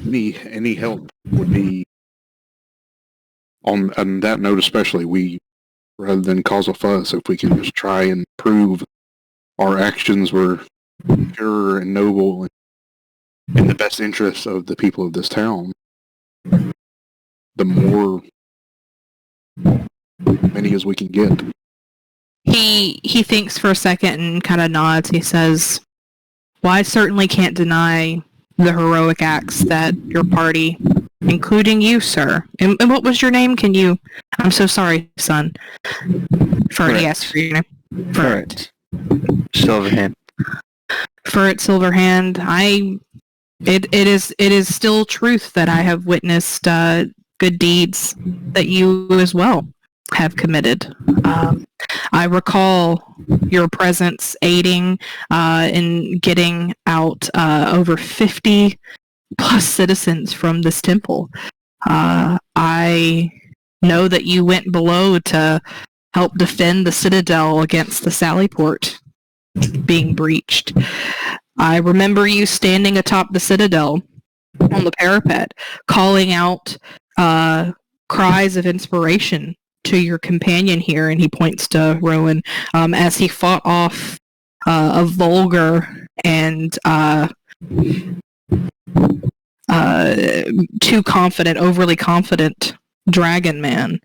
I have seen acts that you have done, so I would be willing to go forward and speak on your behalf. As far as finding others, I can do my best. I'll see who I can potentially talk to this afternoon. Do you have any ideas of who might else be willing to speak on your behalf that I might approach? Roden and his extended family, his brother, his brother's wife, children. Ah, yes, Sergeant Broden. Anyone else? I don't know if I could speak, but the Swift family that we rescued when we first right at the beginning, the one that we escorted to the keep. Yeah. Yes, poor Linan. The loss of her husband truly has shook her. I can't promise she'll be there, but I will certainly pay. I can pay her a visit this afternoon and ask. Any of the people we rescued from the temple with you tonight, or that night, if they'd be willing to speak on our behalf. I will ask around. I'll ask Broden to see if he has any insight on who else at the Citadel might be willing to speak up. Who was the one that gave Rowan the shield? That was Broden. That was Broden. Okay. Yep.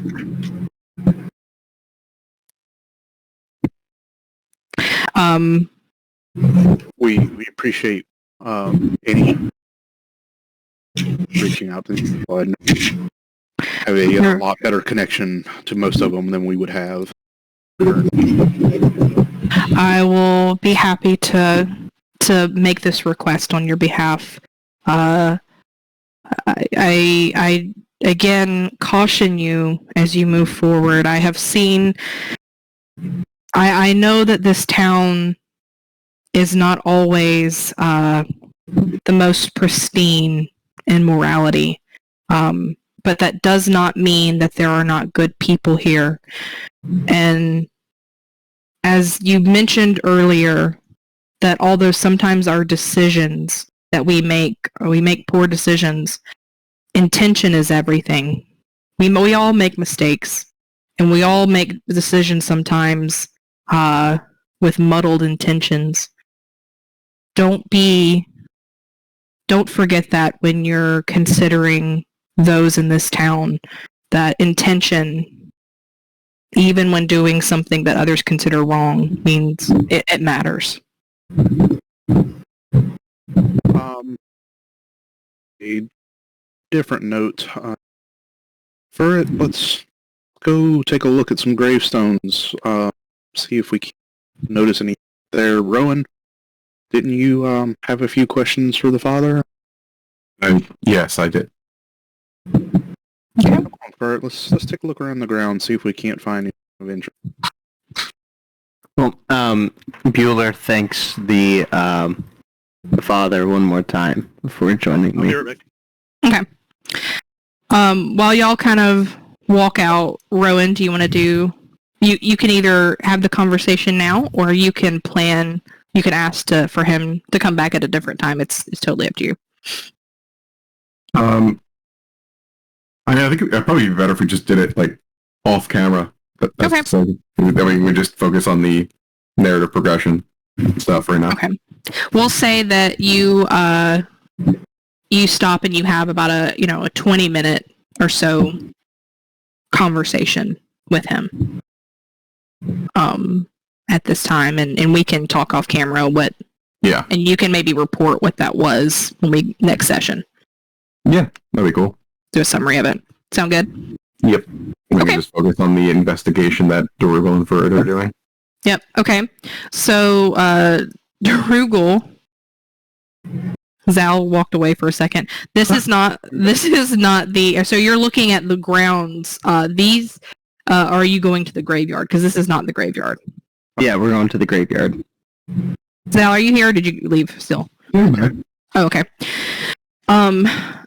you look at kind of these graves on your way, and you see that these are all kind of marked of like holy men. So they were clerics or special people related to the temple. But it's just a little ways. If you follow the path in the back, it'll lead you to the graveyard. So are you going there now? Yeah. Yeah. As we're walking, I'm gonna just talk to Ferret. So Ferret, you spoke earlier of being alone and struggling to survive on your own. Is that correct? It's most of my life as I left my father. I'd like to say that I do understand greatly that feeling that you must have felt, that sense of being entirely alone and fighting against everything and everyone just to survive, and how much that hardens a person to this life and others around them. I just want you to know, as long as you want, as long as you need, I'm always available. If you need help in any way, I'm there. You just need to ask. Need but ask. Because I do understand what that feels like. Thanks, man. Appreciate you. Anytime. All right. So let me move some people here. I'm going to put the party. Hopefully everybody can see. Oh, it's almost like the DM planned this. Maybe. Ooh. Sounds like we might actually be on the right track. Possibly. Mm-hmm. What is I'm just waiting for you. Oh, that's true. I'm gonna be so missed out if I'm gonna be so annoyed if I miss out on a fight because I'm talking to a priest. Are we stopping here, or you want to go through and actually do something in here? Let's just do a quick check so that way when we start next time we can all just meet back up. Okay. Yep. So you're... Well, how long of an interaction or exploration? If it's like more than like 20 minutes, we should probably like, or 10 minutes. We should probably just roll to see, like, investigate the area. If you roll shit, you roll shit. All right. So roll. Why don't you just roll a investigation or perception check? For now.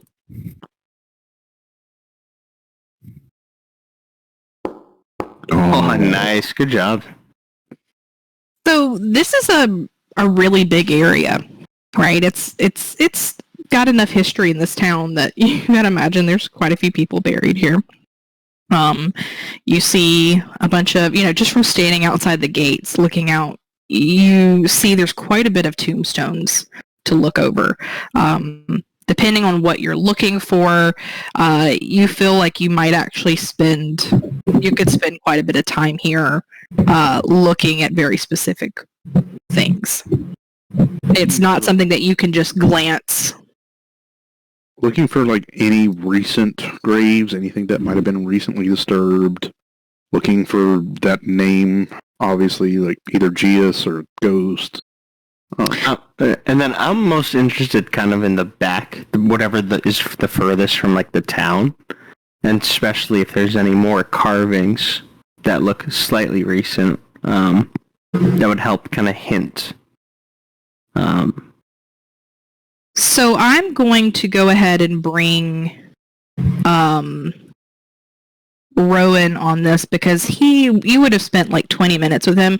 It's going to take you about a full hour to walk through all of this and to look at everything. I would have caught up. Yeah, you would have caught up by then.